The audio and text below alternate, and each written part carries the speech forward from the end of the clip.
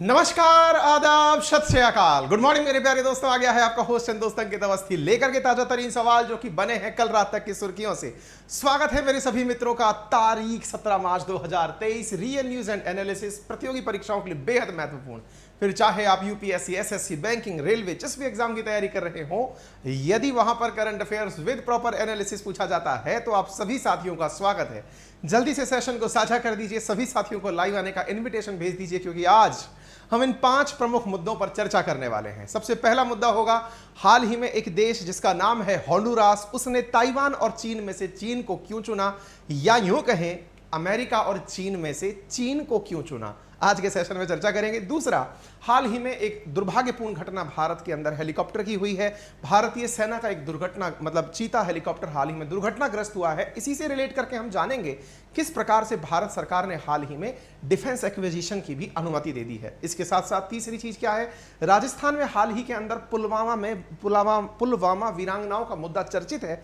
इस मुद्दे को हम आपको बताएंगे कि आफ्टर ऑल राजस्थान की राजनीति में पुलवामा शहीदों की जो वीरांगनाएं हैं उनके साथ में क्या जुड़ा हुआ मामला है जो इन दिनों सुर्खियों में बना हुआ है। इसके साथ साथ एक बैंक जिसका नाम है क्रेडिट स्विस, सामान्यतया जिसकी रेटिंग्स भी मायने रखती हैं, हाल ही में उसके डूबने की आशंका है। अमेरिका में एक के बाद एक बैंक डूबी जा रही हैं। इसी बीच में इस बैंक के भी डूबने की आशंका व्यक्त की है, और ऐसे व्यक्ति ने की है जिसने कभी पहले एक समय पर, अगर याद हो तो 2008 की आर्थिक मंदी की घोषणा की थी। इसी के साथ साथ लीमैन ब्रदर्स की जिसने घोषणा की थी, उस व्यक्ति ने इसके बारे में कहा है। साथ में हाल ही में बहुत लंबे अरसे बाद, लगभग 2 साल बाद अमेरिका के द्वारा भारत में अपना राजदूत नियुक्त किया गया है। क्या ये कोई साधारण बात है या कोई बहुत ही खास बात है, आज के सेशन में हम जानेंगे, क्योंकि इनकी नियुक्ति 2 साल तक चर्चा का मुद्दा बनी रही थी। आज के सेशन में इन सभी विषयों पर विस्तार पूर्वक चर्चा करेंगे। आप सबसे गुजारिश है, सेशन को जल्दी से अपने सभी साथियों से साझा कर दें। चैनल पर नए हैं तो सब्सक्राइब कर लें, और अपने साथ में पेन पेपर लिखकर जानकारी जो काम की हो वो लिखना शुरू करें। आज का मोटिवेशन है, never give up, if you can dream it you can do it. साथियों, ये कुछ ऐसी कोटेशंस हैं जो कि हर समय आप लोगों को मोटिवेट रख सकती हैं। हालांकि मैंने अक्सर कहा है, मोटिवेशन की उनको आवश्यकता नहीं होती जिनके जीवन में चैलेंजेस ऑलरेडी सर्वाइवल के हैं। जिनके जीवन में चैलेंजेस रोटी कपड़ा मकान के हैं, उन्हें मोटिवेशन लेने की आवश्यकता नहीं होती। हाँ, लेकिन फिर भी आप पूछेंगे कि सर नहीं, फिर भी मेरे साथ ऐसा होता है कि मैं सारी स्थितियां जानते हुए भी पढ़ाई नहीं कर पाता, फोकस नहीं कर पाता, काम ढंग से नहीं कर पाता। तो फिर आपके लिए आवश्यक क्या है, आप अपने उन पहलुओं को पहचानें जो आप पर हावी हो गए हैं। आप पर कौन सी चीज ऐसी है जो आपके व्यवहार पर नकारात्मक रूप से हावी हो गई है। कुछ चीजें आपके जीवन में जरूर ऐसी होंगी जिन्होंने आपको हरा दिया होगा। जैसे आप लाख चाहते होंगे कि रोजाना सुबह 4 बजे जगकर पढ़ूं, लेकिन नहीं पढ़ पा रहे। आप में से बहुत सारे लोग ये चाहते होंगे कि आज मैं 8 घंटे की सिटिंग दूंगा, नहीं कर पा रहे। आप चाहते होंगे कि आज मैं स्मोक नहीं करूंगा, कंट्रोल नहीं कर पा रहे।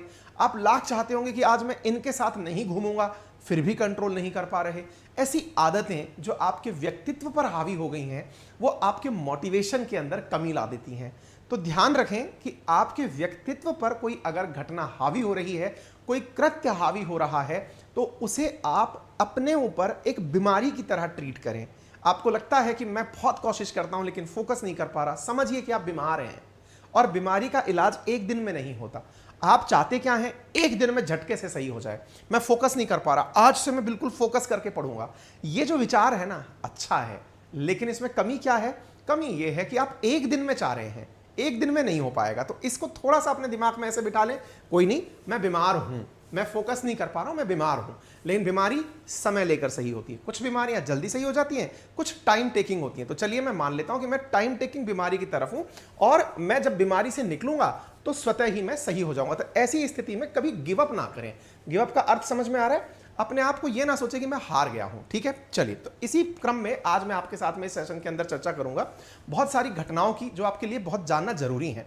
सबसे पहली आज जो हम चर्चा करने जा रहे हैं वो है होंडुरास के संबंध में। क्या हो रहा है होंडुरास और चाइना के बीच में, ऐसा क्या हुआ है जो कि चर्चा का विषय बना है। लेकिन उससे पहले जो मेरे प्यारे साथी इस समय उपस्थित हो चुके हैं, अन्नू, स्नेहा, अरविंद, आरती, कपिल, जयदीप, सचिन, नमन, अरविंद, सभी साथियों को वेरी गुड मॉर्निंग। जल्दी से सेशन को साझा कर दीजिए, सभी साथियों को लाइव आने के लिए शेयर कर दीजिए। चलते हैं और पढ़ते हैं। आइए साथियों, चर्चा क्या है। हाल ही में क्या हुआ है जरा देखते हैं। हुआ कुछ इस प्रकार से है, ये बहुत खास खबर है, इसको थोड़ा सा डिटेल में समझेंगे हम। काम की खबर है इसलिए डिटेल में समझेंगे। एक खबर है, Honduras to establish diplomatic tie with China, Taiwan concern. अब ये खबर इतनी मायने क्यों रखती है कि मैंने आप लोगों को पहले ही स्क्रीन पर इसको दिखा दिया। यानी अंतर्राष्ट्रीय स्तर पर आप में से बहुत सारे मेरे मित्र सखा साथी ऐसे होंगे जिन्हें यह भी नहीं पता होगा कि होंडुरास नामक कोई देश भी है। और आज आप सोच रहे हैं कि पहले नंबर क्वेश्चन पर आप इसे लेकर आ गए हैं, तो सुनने में थोड़ा अजीब सा लगता है कि सर हमको तो ये पता भी नहीं है कि कोई देश ऐसा एग्जिस्ट करता है और आप इसकी चर्चा कर रहे हैं। चलिए खैर, चर्चा सुन ही लेते हैं, जब आप कर रहे हैं तो चलिए सुना देता हूँ। साथियों, इसको आप इसलिए सुने क्योंकि अभी जिसकी शुरुआत मैं करने जा रहा हूँ वो थोड़ी देर बाद आपको ये पता चलेगा कि ये अमेरिका और रूस के बीच जिस प्रकार से पहले शीत युद्ध के समय दुनिया के देशों को अपनी तरफ करने की कवायद की जाती थी, कुछ वैसी ही कवायद अब चीन और अमेरिका के द्वारा की जा रही है। यानी रूस और अमेरिका जैसे एक दूसरे की तरफ नाटो और WTO के अंदर लोगों को डालते थे, कुछ ऐसे ही अब चीन अपनी तरह तरह की डिप्लोमेसी में, जिसमें एक डिप्लोमेसी है चेक बुक डिप्लोमेसी, यानी सामने वाले को पैसा दो और खरीद लो, कुछ ऐसी ही डिप्लोमेसी के तहत खरीद रहे हैं। आज के सेशन में चर्चा एक ऐसे ही देश की है जिसने हाल ही में चीन से कहा है कि वो ताइवान का साथ नहीं देगा, आपका साथ देगा। आप पूछेंगे अमेरिका कहां से आ गया? अमेरिका वही है जो ताइवान के साथ खड़ा है, लेकिन वन चाइना पॉलिसी मानता है। पॉलिसी के आधार पर वो ताइवान और चीन को एक ही मानता है, लेकिन जब भिड़ाने की बात आती है तो ताइवान को वेपन भी देता है और उसकी सॉवरेनिटी की रक्षा की गारंटी भी देता है। ऐसी स्थिति में ताइवान के समर्थन से हटकर एक देश दूसरे देश की तरफ शिफ्ट हो जाए तो यह सुर्खी तो बनती है, लेकिन यह सुर्खी आप पर अभी प्रभाव नहीं डालेगी। 5 मिनट वेट करिए, ऑटोमेटिक प्रभाव आना शुरू हो जाएगा, आप इसका महत्व समझने लगेंगे। चलिए शुरू करते हैं।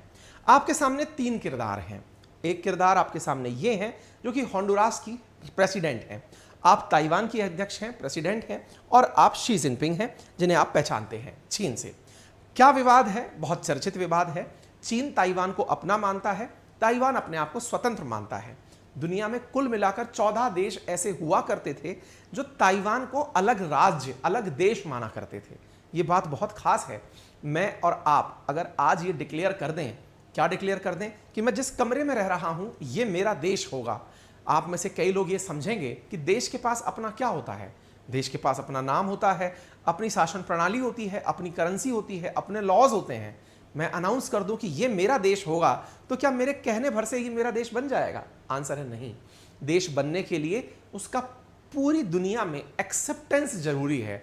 लोग उसे स्वीकार करें कि हाँ आप एक देश हैं, तब जाकर के आप देश बनते हैं। ऐसे तो हर कॉर्नर दबाकर कोई व्यक्ति अपने आप को देश कह देगा।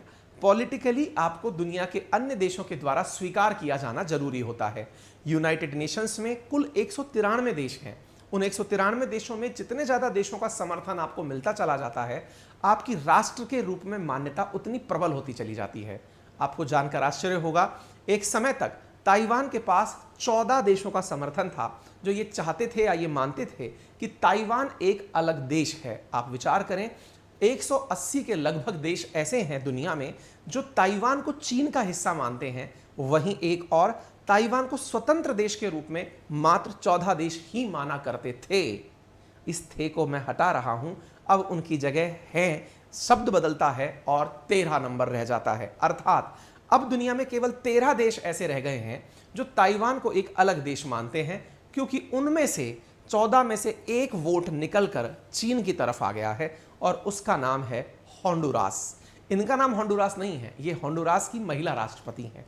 आप पूछेंगे कहाँ है ये देश, इसकी चर्चा आप कर रहे हो, हमें तो पता भी नहीं है ये कितना खास है। आपको ना पता हो चलता है, लेकिन आपके एग्जामिनर को पता है, ये मैं आज बताने वाला हूं। आपको ना पता हो कोई बात नहीं। आप में से बहुत सारे लोग अंतर्राष्ट्रीय खबरों को इसलिए भी नहीं पढ़ते, ये मानकर कि अंतर्राष्ट्रीय खबरें तो यूपीएससी के काम की होती हैं, स्टेट पीसीएस के काम की होती हैं। आज मैं आपको दिखाऊंगा कि अंतर्राष्ट्रीय खबरें किस किस के काम की होती हैं। विचार करिए, थोड़ा सा वेट करिएगा, सब चीज ध्यान से समझिएगा। इधर आपके सामने मैं थोड़ा मैप दिखाता हूं, मैप को पहचाने। मैं मैप के लिए फिर भी आपसे एक बार निवेदन कर रहा हूं, यदि आप विश्व मैप में रुचि रखते हैं, पॉलिटिकल ज्योग्राफिकल मैप जानना पसंद करते हैं, तो मैं विश्व का भूगोल समाप्त करने के बाद विश्व की मैप शुरू करने जा रहा हूं।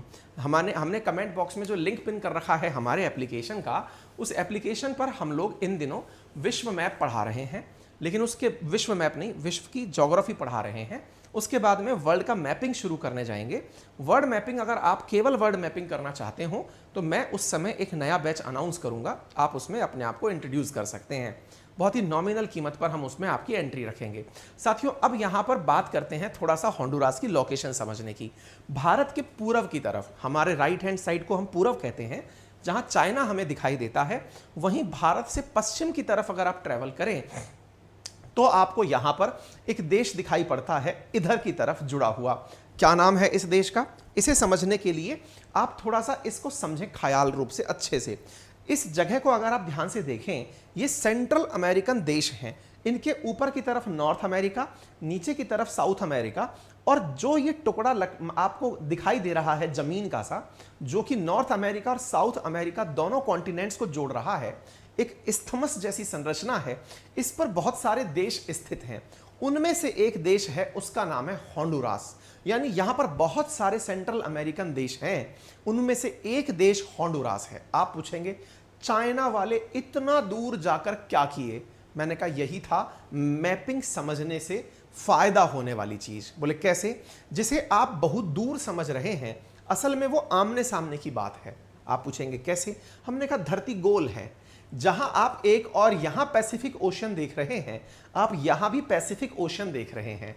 अर्थ गोल है, दैट मीन्स ये वाला जो पैसिफिक ओशन का किनारा है, ये जब उस तरफ जाकर खत्म होगा तो यहां से आपको सामने की तरफ यही क्षेत्र दिखाई देंगे। यानी एक समुद्र के आर पार बसे हुए देशों की चर्चा हो रही है। जहां पैसिफिक ओशन के पश्चिमी तट पर चीन बसा हुआ है, वहीं पैसिफिक ओशन के पूर्वी तट पर बसा हुआ है होंडुरास। होंडुरास यहां स्थित है। अगर आप इसे रियलाइज कर रहे हैं तो बेहतर है, अदरवाइज अपने मैप को घुमाकर देख लीजिए, सब समझ में आ जाएगा। मैप को यूं गोल घुमा लीजिए, गोल मोल बना लीजिए, आपको आमने सामने पैसिफिक ओशन के दिखाई देने लगेगा। थोड़ा और जूम कर लेते हैं, मैं आपको लेकर चलता हूं नॉर्थ अमेरिका के दक्षिण की तरफ, जिसे आप सेंट्रल अमेरिका हिस्सा कहते हैं। वहां पर एक देश छोटू सा दिखाई पड़ता है, नेम है उसका होंडुरास, जो कि पैसिफिक ओशन की तरफ कनेक्टेड है। डन, इक्वेटर के थोड़ा नजदीक है, उत्तर की तरफ है। आइए आगे बढ़ते हैं। चर्चा जब होंडुरास की हो तो यहां पर मैंने आपको दिखा दिया। अब आगे बढ़ते हैं। सुर्खी क्या है? सुर्खी यह है कि होंडुरास की जो राष्ट्रपति हैं, इन्होंने हाल ही में यह घोषणा की। क्या घोषणा की? कि उनकी सरकार चीन से राजनीतिक संबंध स्थापित करना चाहती है। इनका नाम कास्त्रो है। इन्होंने हाल ही में जब यह अनाउंसमेंट किया कि होंडुरास चाहता है, इनकी राष्ट्रपति का नाम कास्त्रो है, इन्होंने ट्वीट करके कहा कि इन्होंने अपने विदेश मंत्री एडुआर्डो रीना को चीन के साथ बातचीत शुरू करने का निर्देश दिया है। इसका कहते ही दुनिया में एक बड़ा भूचाल आ गया। इतना सा देश, इसकी न्यूज़ भूचाल रूप में कैसे जा सकती है? तो ये समझिए, आपको इसकी लोकेशन देखकर समझ में बहुत कुछ आ जाता होगा कि ये एक प्रकार से यूनाइटेड स्टेट्स के बिल्कुल नीचे, यानी दक्षिण में बचे हुए जो देश हैं, उनमें बगावत पैदा करने में कामयाब हो गया है चीन। क्योंकि असल मायने में अमेरिका चीन के बिल्कुल नीचे, यानी दक्षिण में स्थित मात्र 160 किलोमीटर दूर स्थित ताइवान को भड़का सकता है, तो फिर चीन सेम ऐसा ही होंडुरास के साथ क्यों नहीं कर सकता? जो ताइवान जितना क्षेत्र है, उससे कहीं अधिक क्षेत्रफल होंडुरास लेकर बैठा होगा। ऐसी स्थिति में जब अमेरिका ताइवान को चीन के खिलाफ भड़का सकता है, तो सेम उसी प्रकार से अमेरिका के खिलाफ होंडुरास को भड़काने का काम चीन ने कर दिया है। यह खबर अभी भी आपको मायने में नहीं लगेगी। आगे बढ़ते हैं। जब हमने बात करी यहां के राष्ट्रपति कास्त्रो के बारे में, आपने कहा मेरे लिए किस काम की है ये खबर? फिर से ध्यान से देख लीजिएगा। मैडम का नाम है जियामारा कास्त्रो, प्रेसिडेंट है ये होंडुरास की। आपको इसकी कोई वैल्यू हो सकता है ना हो, लेकिन अब मैं आपको एक क्वेश्चन दिखाता हूं। क्वेश्चन है एसएससी ग्रेजुएशन लेवल 14 मार्च 2022 शिफ्ट 3 का। मैंने आपको यूपीएससी लेवल का कंटेंट पढ़ा के क्वेश्चन एसएससी का दिखाया है, विशेष रूप से उन छात्रों के लिए जिन्हें लगता है आईआर मेरे कहां काम की है, जो पूछते हैं ना उनके लिए। In January 2022 who was sworn in as the first woman president of Honduras. ये एसएससी वाले भी होंडुरास जाके पहुंचे हैं क्या? ऐसे तो क्या मैं पूरे की पूरे 193 देशों के याद कर लूं किसका कौन पहला है? अरे नहीं भाई, इस महत्व को समझाने के लिए ही तो हम हैं, जो आपको यह बताने का प्रयास कर रहे हैं कि कौन सा देश सुर्खी में है, उसी के बारे में आपको चर्चा पता रखनी है। बोले सुर्खी में है, इस बात का क्या अंदाजा लगेगा? मैंने कहा सुर्खी में है क्योंकि होंडुरास पर अमेरिका और चीन भिड़ रहे हैं, इसलिए आपको यह मायना रखने वाली बात है। आया कुछ समझ में? ओके, तो ये एसएससी लेवल की बात है, स्टेट पीसीएस से कोई लेना देना नहीं है। लीजिए एमपी पीसीएस के बारे में भी जान लीजिए, जरा देखिए। In which of the following country did a woman become the first president in May 2016? इसमें तो होंडुरास नहीं है। कहने का मतलब समझ रहे हैं आप? महिलाएं दुनिया में कहीं पर भी शासन व्यवस्था में हो, महिलाएं दुनिया के अंदर कहीं भी सुर्खियों में हो, पेपर में क्वेश्चन पूछे जाते हैं। इसलिए करंट को बहुत ही संजीदगी से पढ़ें। अब थोड़ी वैल्यू दोगे इस बात को, बढ़ें आगे, फिर पूछेंगे यूपीएससी के लायक क्या है? यूपीएससी के लायक ये सब कुछ है। आप इस सवाल को केवल एक लाइन में अगर लिख दें कि चीन अमेरिकी वर्चस्व को लगातार चुनौती देते हुए मध्य अमेरिका तक पहुंच गया है, कथन की पुष्टि करें। लिखते रहिए जो आपको लिखना है। इतने सारे एग्जाम्पल दूंगा, आगे बढ़ते हैं। एक बार देशों को पहचान लो, फिर हम आगे बढ़ेंगे। यहां पर मैंने आपको होंडुरास बताया, उसी के नजदीक पनामा देश है। ये सारे देश जब आपने पहचान लिए, इसके बाद में यहां पर इनका वो ट्वीट लगा है जिसमें इन्होंने अपने विदेश मंत्री से कहा था कि आप ताइवान से निकलकर चीन से बात करना शुरू करिए। यह खबर सुनते ही कई सवाल खड़े होने लगते हैं, क्या कि यार ऐसी भी क्या स्थिति आ गई कि होंडुरास ताइवान को अचानक छोड़ के चीन की गोदी में जा बैठा? कारण है इसका, कारण यह है कि ताइवान और चीन आजकल देशों को पैसे देके खरीद रहे हैं। अब ये क्या बात हुई? ये बिल्कुल वैसे बात हुई जैसे कई बार हम भारतीय राजनीति में सुनते हैं कि अगर आपको सत्ता बनानी है, सरकार बनानी है, तो क्या करें? तो बोले आप सांसदों की खरीद फरोख्त कर लें। सब खबरें सुनते हैं आप, ऑफिशियली कहीं नहीं आती ये चीज, कोई पार्टी नहीं बोलती कि हमने ये सांसद खरीद लिया, हमने ये सांसद बेच दिया, कोई नहीं बोलेगा। लेकिन सबको सब पता है, वो वाली बात है कि ये ओपन सीक्रेट है। कैसे? चुनाव हो जाने दो आपके जिले के अंदर पार्षदी का, पार्षदों को बस में भरकर दूसरी जगह ले जाया जाता है कि कोई इनको खरीद ना ले, जिसे आप हॉर्स ट्रेडिंग कहते हैं। आपके विधानसभा चुनाव हो जाने दो, तुरंत जीते हुए विधायकों को भर के बढ़िया सी 5 स्टार होटल में बंद कर दिया जाता है। क्यों? कोई दूसरी पार्टी इनको खरीद ना ले। मतलब पैसे से सरकारें बन रही हैं। ये हम अपने देश में नहीं, दुनिया में भी देख सकते हैं। असल में इसी प्रकार का कारनामा होंडुरास ने ताइवान के साथ किया। होंडुरास ने ताइवान से कहा, सुनो भैया, हमें $300 मिलियन चाहिए। ताइवान ने कहा कुछ ज्यादा नहीं हो रहा है? इतना सा देश है, $300 मिलियन चाहता है, करेगा क्या? बोले डैम बनाऊंगा। डैम बनाओगे? बोले हाँ। बोले भाई साहब $300 मिलियन थोड़ा ज्यादा मांग रहे हो, थोड़ा कम कर लो। बोले दो तो दे दो, नहीं तो हम तो चीन के पास चले जाएंगे। ताइवान ने समझाइश करी, लेकिन जब पैसा आता है तो समझाइश और मूल्य कहां रह जाते हैं? होंडुरास चला चीन के साथ। चीन ने कहा $300 मिलियन, इतनी सी बात, ये तो बिना पूछे ले लो, लौटाना भी मत, रखो अपने पास। गजब बात कर रहे हो यार। चीन को क्या मिल रहा था? समर्थन, ताइवान के विरोधियों का समर्थन, या ताइवान के समर्थकों का समर्थन, चीन के विरोधियों का समर्थन।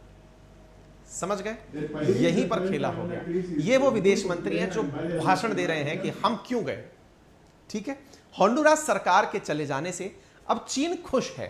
चीन ने इस खबर का वेलकम किया है। उसने कहा है दुनिया के 181 देश अब हमारे पक्ष में हैं। मतलब जो वन चाइना पॉलिसी मानते हैं, वन चाइना पॉलिसी, चीन और ताइवान को एक ही मानते हैं। ये चीन के विदेश विभाग के प्रवक्ता ने होंडुरास के इनके साथ समर्थन देने पर अपना बयान जारी किया है। हो सकता है आपके लिए यह बहुत छोटी बात हो, लेकिन चीन के लिए कितनी बड़ी बात है कि चीन के विदेश विभाग के प्रवक्ता इस बात का वेलकम कर रहे हैं कि हमें खुशी है कि एक और देश हमें एक मानता है। समझ पाए इस बात का महत्व? अब ये वो लिस्ट है जिसमें आप होंडुरास को खोज सकते हैं। ये वो देश हैं जो अपने जैसे को मान्यता देते हैं। ताइवान भी इत्तू सा है, मैप पे जूम करके देखना पड़ता है। और इनमें से कई देश तो आपने सुने ही नहीं होंगे। ये वो देश हैं जो ताइवान को इंडिपेंडेंट नेशन के रूप में मान्यता देते हैं। क्यों? तुम मुझे मान्यता दो, मैं तुम्हें मान्यता दूंगा। मैं छोटा और तुम छोटे। ये बिल्कुल लीस्ट डेवलप्ड नेशन में जिस प्रकार की गुटबाजी है, कुछ ऐसे ही छोटू छोटू लोगों के अंदर गुटबाजी है। जैसे क्लास के अंदर छोटे छोटे बच्चे नहीं होते, छोटी क्लास के जो बच्चे होते हैं वो सब एक ग्रुप में रहते हैं, बड़ी क्लास के बच्चे सब एक ग्रुप में रहते हैं। आप किसी शादी विवाह समारोह में जाएं तो छोटे बच्चे बड़ों के साथ नहीं घूमते, वो बच्चे बच्चों के साथ घूमते हैं। यानी छोटू छोटू सारे बच्चे एक साथ हो जाएंगे, एक टीम बना लेंगे। आपको नहीं करना उन्हें एक साथ, वो ऑटोमेटिक हो जाएंगे। आप अपना काम करिए, उनके इंटरेस्ट अपने हित में है। उनमें से एक ने आइसक्रीम मांगी तो सबको आइसक्रीम चाहिए, उनमें से एक ने बलून मांगा सबको चाहिए। एग्जैक्टली यहां पर है, सारे छोटू छोटू देश एक साथ इकट्ठे हो गए, हम सब साथ हैं, अपनी हिफाजत हमें खुद करनी है। तो आइए, जिनमें से शायद आप नाम पहचान जाएं तो आप महान कहलाएं। देखिए, Belize, Eswatini, Guatemala, Haiti, Holy See, Honduras, ये रहा Honduras, Marshall Island, Nauru, Palau, Paraguay, Saint Kitts, Saint Lucia, Saint Vincent, Tuvalu. आप में से कोई भी व्यक्ति अगर थोड़ा बहुत नाम किसी का सुना होगा तो वो पराग्वे का नाम सुना होगा, शायद फुटबॉल के चक्कर में। ठीक है, बाकी ग्वाटेमाला, बेलीज, ये पढ़ने वाले बच्चे थोड़ा बहुत याद कर लेते हैं। अदरवाइज इनमें से कई नाम तो ऐसे हैं जो मैंने खुद ने पहली बार सुने हैं। आप कहेंगे गुरुजी मजाक कर रहे हो, अरे सच्ची, इनकी मैं क्या इंटरनेशनल रिलेशन पढ़ाऊं। सेंट लूसिया, खोजते ही रहो, जूम करके खोजो आप पहले तो इसे कि ये कैरेबियन आइलैंड के अंदर कोई देश है, मैप पे मिल ही नहीं रहा। सेंट विंसेंट एंड द ग्रेनाडिया, अब ये नाम खोजने पड़ते हैं ना। ऐसे देशों को मैं आपको मैप पर फिर भी दिखा देता हूं। ये रहे Saint Kitts, Nevis, Saint Lucia, Saint Vincent. ऐसा ही कोई आइलैंड है जो हमारे देश से भागा हुआ स्वामी नित्यानंद अपना बना लिया है, जिसका नाम उसने कैलाशा दिया है। ध्यान आ रहा है? मैंने कहा था ना, भारत का एक भगोड़ा बाबा जिसने बनाया अपना देश, अंकित इंस्पायर इंडिया पे सेशन डाल रखा है मैंने। तो जिनके बारे में किसी को नहीं पता, इतनू सा आइलैंड उसने भी अपना बना लिया। इतने छोटे छोटे से जो आइलैंड है ना, इन्हें डर है कहीं किसी दिन अमेरिका आए कहे कहे हटो हटो हटो, मैं बनाऊंगा अपना घर यहाँ पे। ऐसी स्थिति में ये सब लोग अपना देश बनाकर एक दूसरे से कहते हैं, जैसे ताइवान से कह रखा है इन देशों ने, हम आपके साथ हैं, आप हमारे साथ रहो। कुछ ऐसी फीलिंग ताइवान के साथ। पलाऊ, तुलावू, नारू, मार्शल, ये छोटू छोटू से आइलैंड हैं जो कभी भी किसी तूफान के अंदर घुस सकते हैं। उन देशों ने ताइवान को इज्जत दे रखी थी। अब उनमें से एक ने अपनी इज्जत वापस ले ली कि नहीं साहब, अपन नहीं करेंगे। तो ये चीज ताइवान के लिए संकट का कारण बन गई है। एक यूरोप के अंदर वेटिकन सिटी के अंदर जगह है, वो जरूर इनको अपनी मान्यता देती है। तो अब 16 मार्च को विकिपीडिया पर अपडेट क्या हो चुका है, 193 में से 13 देश, पहले कितने थे, 14 देश थे जो कि ताइवान के समर्थक थे। उनमें से एक जो है ना, वो पीछे हट गया है, होंडुरास पीछे हट गया है। इस पॉलिटिक्स को क्या कहते हैं? यूपीएससी और स्टेट पीसीएस वाले ध्यान दें, चाइना की चेक बुक डिप्लोमेसी कहते हैं। आपको याद होगा कुछ समय पहले हमने चाइना की डेट ट्रैप डिप्लोमेसी पढ़ाई थी। डेट ट्रैप का अर्थ होता है कर्ज के जाल में फंसाने की डिप्लोमेसी, जो उसने श्रीलंका के साथ की, उसका हम्बन टोटे पे कब्जा कर लिया। ठीक इसी प्रकार से चाइना ने पाकिस्तान के साथ की, उसके सीपैक के माध्यम से एक बहुत बड़े हिस्से के ऊपर कब्जा कर लिया, अक्साई चीन जैसा हिस्सा उससे ले लिया। ऐसे दुनिया के बहुत सारे देश जिनको पैसा देके उसने कब्जा कर लिया, दैट इज नॉन एज कर्ज जाल में फंसी हुई policy, that is debt trap policy, जिसका वेस्टर्न वर्ल्ड विरोध करता है। वेस्टर्न वर्ल्ड कहता है कि आप लोग पैसा देकर के सामने वाले को कर्ज के जाल में फंसाते हो और उससे फिर उसके ऊपर कब्जा कर लेते हो। चीन ने अब इस डिप्लोमेसी के ऊपर एक और नया अपडेट दिया है, कोई जमीन लो ही मत, इन्वेस्टमेंट कर दो। ये पकड़ भाई, हम बदनाम हैं क्योंकि हम तेरी जमीन कब्जे में ले लेते हैं, पैसा रख और हमारे पक्ष में आ जा। चाइना ने इसी को चेक बुक डिप्लोमेसी दिया है। असल में चाइना कोई नाम नहीं देता, ना चाइना डेट ट्रैप डिप्लोमेसी शब्द देता, ना चेक बुक डिप्लोमेसी।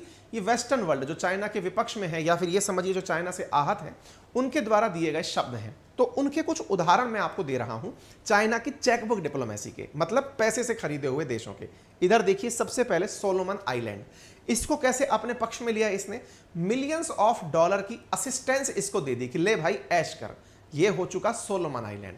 दूसरा, डोमिनिकन रिपब्लिक इन 2018 क्या किया, 3.1 बिलियन डॉलर का इन्वेस्टमेंट दिया और कुछ लोन भी दिया, ये इसकी तरफ हो गया। तीसरा, एल सल्वाडोर 2018, चाइना ने यहां पर भी फंडिंग की और करके यहां की पॉलिटिकल पार्टी को अपने साथ मिला लिया। ये देश भी चाइना का हो गया, यानी चाइना का समर्थक हो गया। पनामा जो होंडुरास के उत्तर में बसा हुआ है, वहां पर 2017 के अंदर यहां पर free feasibility study to upgrade Panama canal, कि मैं आपके यहां पर पनामा कैनाल को और चौड़ा करवाने में मदद करूंगा, पैसे ले लो। इस आधार पर पनामा भी चाइना का हो गया, समर्थक हो गया, बिका नहीं, समर्थक हो गया। उसे समर्थन चाहिए, उसे अमेरिकी विरोधियों की संख्या खड़ी करनी है। इस प्रकार से इसने अपने पैसे के जाल में फंसा करके देशों को अपने पक्ष में किया है। गाम्बिया 2013 के अंदर मिलियंस ऑफ चाइनीज ऐड यहां पर देकर के इनको अपने पक्ष में लिया। एक और चीज जिसे जान करके आप आश्चर्यचकित रह जाएंगे, जो कि बहुत से लोगों को शायद पहली बार पता चलेगी, कि चीन किसी को अपने पक्ष में पैसे देके ही नहीं, एक और तरीका है जिससे वो खरीदता है। आप जानेंगे ऐसा क्या है, ऐसा कौन सा तरीका है जिसके आधार पर चीन सामने वाले को खरीदता है। भाई साहब पूछिए मत, जबरदस्त चीज यह है कि चाइना दुनिया पर कंट्रोल करने के लिए अपनी टूरिज्म डिप्लोमेसी का भी उपयोग करता है। बोले ये कैसे हो सकता है, यह बात आपको समझनी है। और विशेष रूप से यदि आप आंसर में इस पॉइंट को लिखेंगे तो आपका आंसर बहुत प्रभावशाली आंसर बन जाएगा।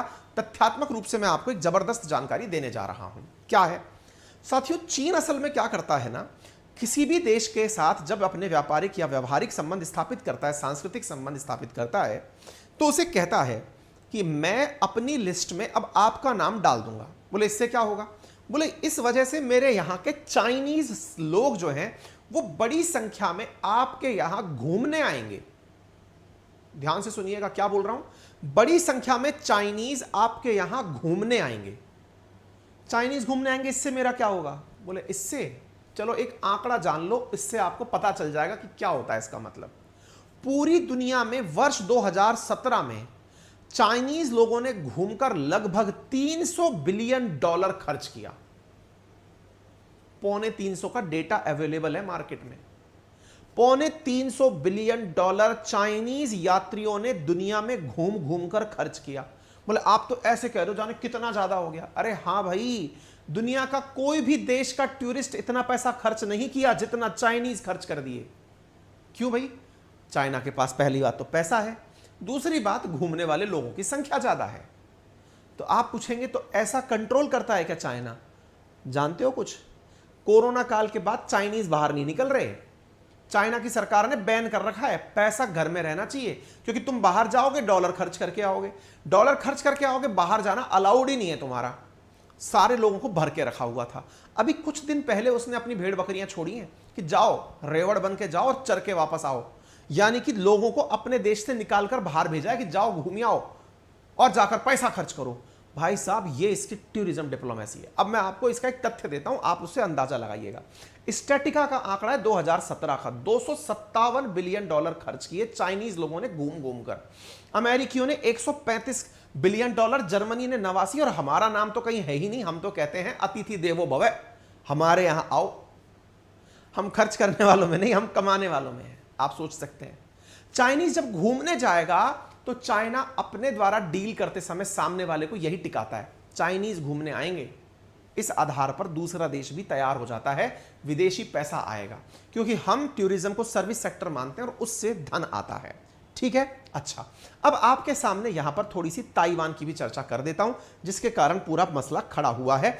यह रहा ताइवान, चीन के पूर्व की तरफ स्थित, दक्षिण पूर्व की तरफ स्थित एक छोटू सा आइलैंड है, जिसका कुल क्षेत्रफल 35,000 वर्ग किलोमीटर है। 2.5 करोड़ के आसपास लोग यहां रहते हैं, और यह देश अपने आप को टेक्नोलॉजी के हिसाब से रिकॉग्नाइज करता है। आप में से बहुत से लोग ये पूछ सकते हैं, क्या भारत ताइवान को एक अलग देश मानता है? जी नहीं, भारत चीन और ताइवान को एक ही मानता है। इसी को एक चाइना पॉलिसी कहा जाता है। ठीक है, वन चाइना पॉलिसी कहा जाता है। ताइवान ने होंडुरास से कुछ नहीं कहा क्या? बिल्कुल कहा है, बकायदा उससे रिक्वेस्ट भी की है कि मत जाओ फंस जाओगे। साथ साथ अपने यहां से एक ऑफिशियल लेटर भी निकाला है, साहब हमें पता चला है कि होंडुरास जाकर के चीन से मिल रहा है, हमारी गुजारिश है वो ऐसा ना करे, अदरवाइज फंस जाएगा। लेकिन जाते हुए को कौन रोक सकता है? तभी तो चीन के ग्लोबल टाइम्स ने मजे ले लिए। किसके? अमेरिका के। क्या मजे ले लिए? हाँ भाई अमेरिका वालों, ताइवान के नाम पर तुम हमारे नाक में नकेल डालने की कोशिश कर रहे थे। ये ग्लोबल टाइम्स ने एक मीम छाप दिया, 15 मार्च की खबर है। क्या कि तुम ताइवान का कार्ड खींचकर दुनिया में अपने पक्ष में लोगों को करने लग रहे थे। कोई नहीं है उसके पक्ष में, अकेले रह जाओगे तुम। ऐसी स्थिति में अमेरिका को चिंता हुई। अमेरिका के एक सीनेटर ने बाइडेन से रिक्वेस्ट की है कि तुरंत अमेरिका अपना स्टैंड क्लियर करे होंडुरास के मामले में। क्या लगता है आपको, मजाक चल रहा था क्या ये? मैंने आपसे कहा था थोड़ी देर रुक जाओ, समझ में आ जाएगा कितना बड़ा विषय है। इत्तू से देश ने चीन और अमेरिका जैसे देशों को परेशान कर दिया। मेरे साथियों, केवल कितने में बिक गया? $300 मिलियन में। क्यों? क्योंकि इसे एक डैम बनाना था। डैम बनाने के लिए $300 मिलियन चाइनीज गवर्नमेंट इसको दे रही है। इतने में ही इसको अथाह आनंद की प्राप्ति हो गई। क्या कोई और देश भी है क्या जो बिकने की कगार पर है? जी हां, पराग्वे ने कहा है या तो $1 बिलियन दे दो ताइवान वालों, नहीं तो मैं भी चला। भाई साहब गजब हो रहा है। सर आपने शुरुआत में सही कहा था, विधायक बिकते सुने हैं, सांसद बिकते सुने हैं, पार्षद बिकते सुने, या तो देश बिक रहे हैं। हमने कहा देख लो, न्यूज देख लो आप। पराग्वे में भी next switch ties to China. अभी तक पराग्वे का समर्थन जो 13 बचे थे उनमें से पराग्वे का समर्थन ताइवान के साथ था, लेकिन अब उसने क्या डिमांड करी है? Paraguay ask Taiwan to invest $1 billion. अगर आपको टाइज में रहना है, अगर आपको हमारे साथ रहना है, $1 बिलियन इन्वेस्ट करो, अदरवाइज मैं तो चला। एक्सक्लूसिव है खबर जनवरी 2023 की। Paraguay election race puts Taiwan ties on knife edge. यानी अगला देश जो जाएगा चीन के पक्ष में मात्र $1 बिलियन में। यार गजब चल रहा है। मतलब दुनिया के देश पैसे लिख के बिक रहे हैं भाई। सच्चाई है, जैसा बीज बोओगे वैसा फल काटोगे। अमेरिका ने पहले ऐसे ही दुनिया के देशों को अपने समर्थन में किया था। आज अमेरिका को वैसे ही दिन देखने पड़ रहे हैं। अमेरिका की इकोनॉमी घट रही है, चीन की इकोनॉमी बढ़ रही है। ऐसी स्थिति में चीन पैसे से अपने पक्ष में लोग जुटाता जा रहा है। उम्मीद है आपको संपूर्ण विश्लेषण बहुत अच्छे से समझ में आ गया होगा और सवालों का महत्व भी समझ में आ गया होगा। अगर आ गया है तो आपसे गुजारिश तो कर ही सकते हैं, सेशन को ज़्यादा से ज़्यादा अपने साथियों से साझा करें। चैनल पर नए हैं तो सब्सक्राइब करें। और साथियों, ये जो RNA अपना सेशन चल रहा है ये मंडे टू फ्राइडे चलता है। सैटरडे के दिन हम 1 लाइनर क्वेश्चंस का रिवीजन कराएंगे। संडे के दिन फ्री टेस्ट लेंगे जो हमारे एप्लीकेशन पर होगा, जिसका लिंक कमेंट बॉक्स में पिन किया हुआ है। आप में से कोई भी साथी वहां अपने आप को एनरोल कर सकता है। ठीक है, फ्री ऑफ कॉस्ट है। एप्लीकेशन गूगल प्ले स्टोर पर भी अवेलेबल है और यहाँ पर भी है। पैसे का खेल है सब कुछ। बहुत बढ़िया।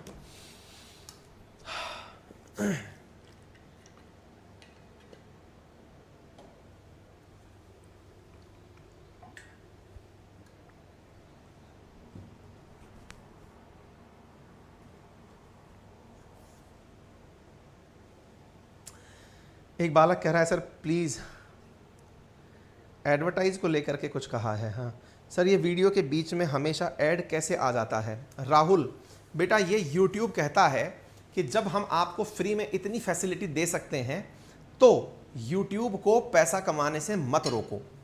आप पूछेंगे सर बहुत सारे लोग ऐसे भी हैं जो बिना एडवर्टाइज के वीडियो चलाते हैं। यूट्यूब ने अब सबको इनकार कर दिया है कि आपके वीडियो पर आपने चाहे ऐड एक्टिव कर रखा हो ना कर रखा हो, यूट्यूब आपके वीडियो के ऊपर एडवर्टाइज डालेगा और वो एडवर्टाइज डालता है। भाई जब वो इतनी फैसिलिटी आपको दे रहा है, आपको इतना अच्छा नॉलेज सुनने का माध्यम दे रहा है, जिसके लिए एप्लीकेशंस वाले खूब सारा पैसा कमाते हैं, वो काम वो फ्री ऑफ कॉस्ट आपको दे रहा है, तो इसके लिए आपको एडवर्टाइज देखने होते हैं। जैसे हमारे जो पेड एप्लीकेशन होते हैं उनको बनाने में पैसे लगते हैं। बनाने वाली कंपनी हमसे पैसे मांगती है कि हमें इतना % चाहिएगा, तब जाकर के हम आपको एप्लीकेशन बना के देंगे, या इतना लाख रुपया चाहिए तब जाके एप्लीकेशन बना के देंगे। यूट्यूब उनसे भी बेहतर फीचर आप लोगों को फ्री में दे रहा है, मुझे भी फ्री में दे रहा है। इसकी एवज में वो कमाता कैसे है? एडवर्टाइज दिखा के कमाता है। वो एडवर्टाइज दिखाता है, एडवर्टाइज करने वालों से पैसे लेता है। आप तो केवल उसके लिए कस्टमर हैं और वो आपसे पैसे नहीं, आपका समय कमा रहा है ना। अगर आपको फिर भी इसमें आपत्ति है तो यूट्यूब का एक प्रीमियम ऑप्शन आता है जिसमें कुछ पैसे लगते हैं। 129 रुपीज़ पर मंथ है या फिर 159 रुपीज़ पर मंथ है। उतना अगर आप खर्च करते हैं तो फिर आपको कोई भी एडवर्टाइज भी नहीं दिखाई देता और स्क्रीन को लॉक करने के बाद भी वीडियो आराम से प्ले होता रहता है ना। तो मैं यूट्यूब का भी विज्ञापन यूट्यूब पर कर रहा हूँ। उम्मीद है आप सभी साथी इस बात को भी समझ चुके होंगे। ठीक है साहब, परेशान ना हो, बढ़ें आगे। जो सच है वो आपके सामने रहे तो अच्छा है। चलते हैं, दूसरी खबर की तरफ बढ़ते हैं। खबर है हाल ही में आर्मी का एक हेलीकॉप्टर क्रैश हो गया है। आर्मी का हेलीकॉप्टर, नाम जिसका चीता है, वो हाल ही में अरुणाचल प्रदेश के अंदर क्रैश हुआ है। 2 पायलट जो इसका हेलीकॉप्टर को चला रहे थे शहीद हो गए हैं। हमारे शहीदों को भावपूर्ण श्रद्धांजलि हम अपने परिवार और अपने ये जो आरएनए परिवार है इसकी तरफ से अर्पित करते हैं। चलिए अब आपको खबर की तरफ लेकर चलते हैं। साथियों, खबर क्या है? देश के हिसाब से भी, गवर्नेंस के हिसाब से भी, सिक्योरिटी के हिसाब से भी काम की खबर है। इसको सब तरह से समझना है क्योंकि इसके अंदर 2 पार्ट हमने लिए हैं। पहला, 2 पायलट्स का हेलीकॉप्टर के साथ में जो एक्सीडेंट हुआ वो, और साथ में भारत सरकार ने हाल ही में जो बड़ा फैसला किया वो, ये दोनों बातें मैं अब आपको एक साथ बता रहा हूं। ध्यान से देखिए। 2 pilot killed after army Cheetah helicopter crashed near Arunachal Bomdila, probe order, जांच के आदेश दे दिए गए हैं। ठीक है, 2 आर्मी के पायलट हेलीकॉप्टर क्रैश के अंदर अरुणाचल प्रदेश के अंदर डेड हो गए हैं। Army Cheetah helicopter crash in Arunachal, ये आप खबर सुन रहे हैं। ठीक है, उसके बाद तस्वीरें आई, तस्वीरें थोड़ा सा विचलित करने वाली थी। अरुणाचल प्रदेश के बॉम्बडिला में सेना का एक चीता हेलीकॉप्टर गुरुवार को दुर्घटनाग्रस्त हो गया। वेस्ट कामेंग जिले के एसपी ने इसकी जानकारी दी और कहा कि दोनों शवों को ले जाकर, जो पायलट्स थे उनके शवों को नजदीकी अस्पताल में ले जाया गया। आप हैं दोनों पायलट्स जो कि इस हेलीकॉप्टर को चला रहे थे, मेजर जयंत और लेफ्टिनेंट कर्नल WB रेड्डी।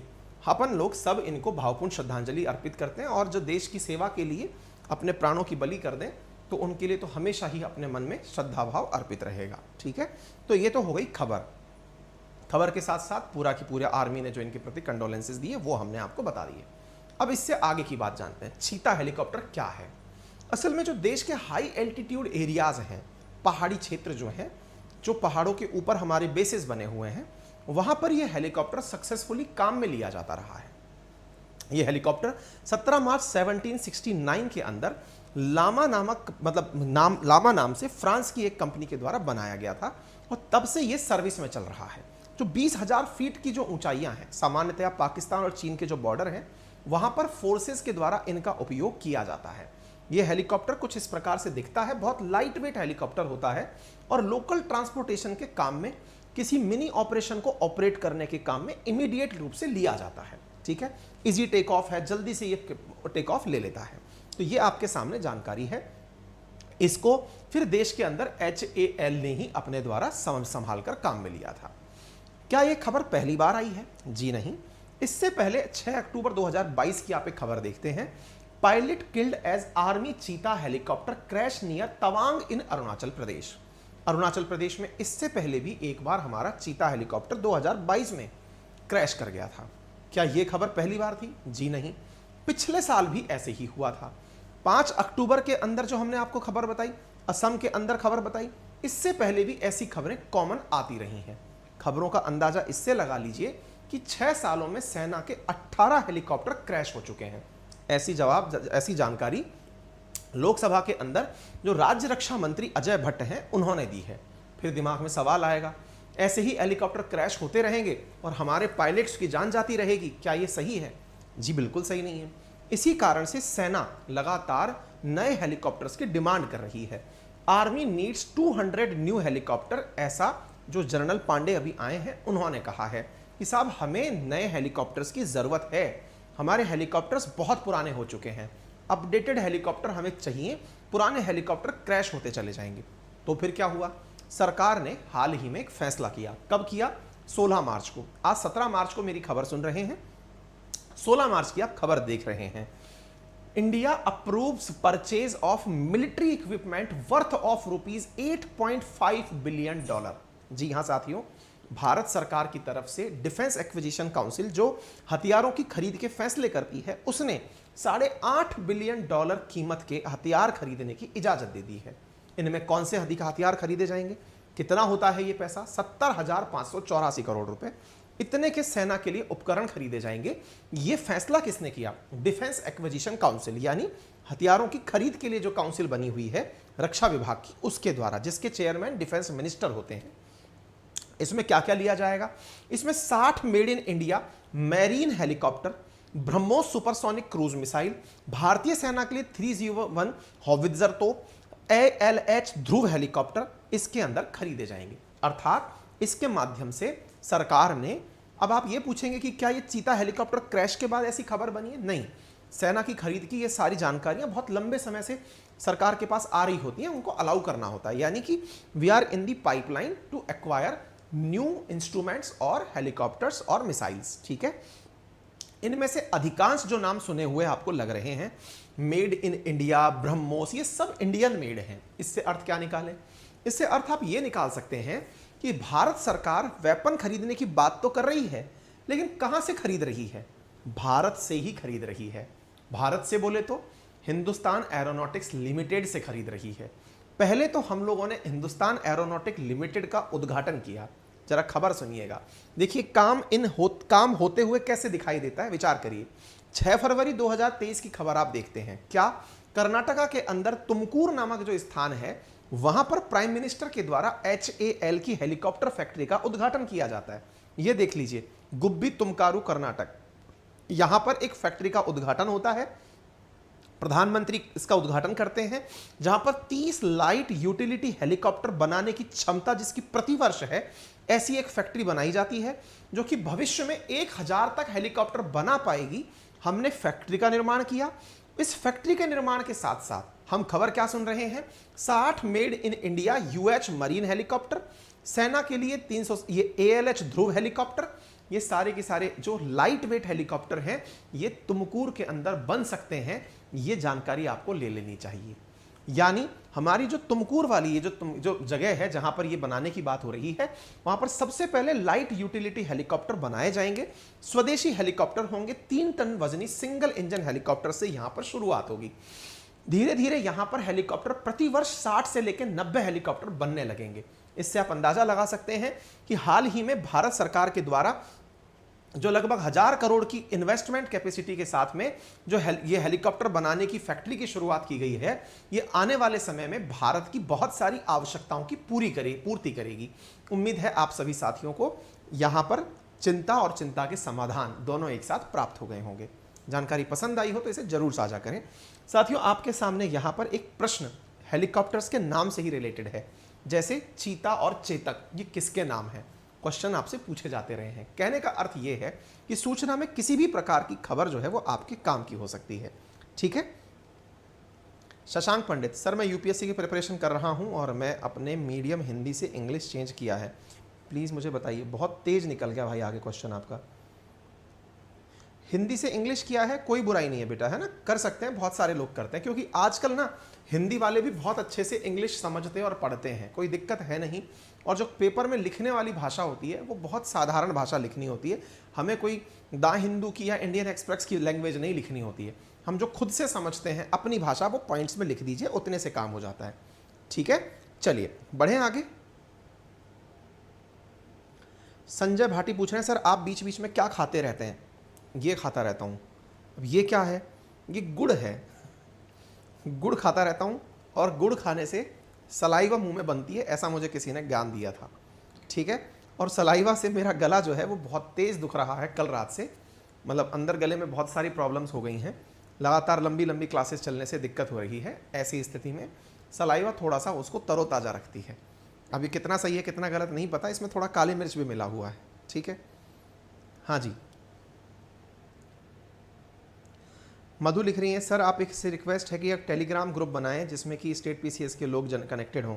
बेटा निश्चित ही आप सही कह रही हो मधु, मैंने एक बार इसी प्रयास में बनाया था, लेकिन हमारे जो साथी हैं ना, वो संख्या, हमारे पास मित्रों का सहयोग काफ़ी ज़्यादा है। तो एक चैनल पे 2.5 लाख लोग जुड़ गए, दूसरे पे 1.25-2 लाख जुड़ गए। तो हुआ ये कि हम फिर अगर ओपन कर दें तो ओपन करने से वो चैनल जो है वो किसी ना किसी प्रकार से गलत उपयोग में आ जाएगा, क्योंकि उसके ऊपर फिर लोग अपनी मर्जी से कुछ भी फिर मतलब स्पैम करने लगते हैं उसे, है ना।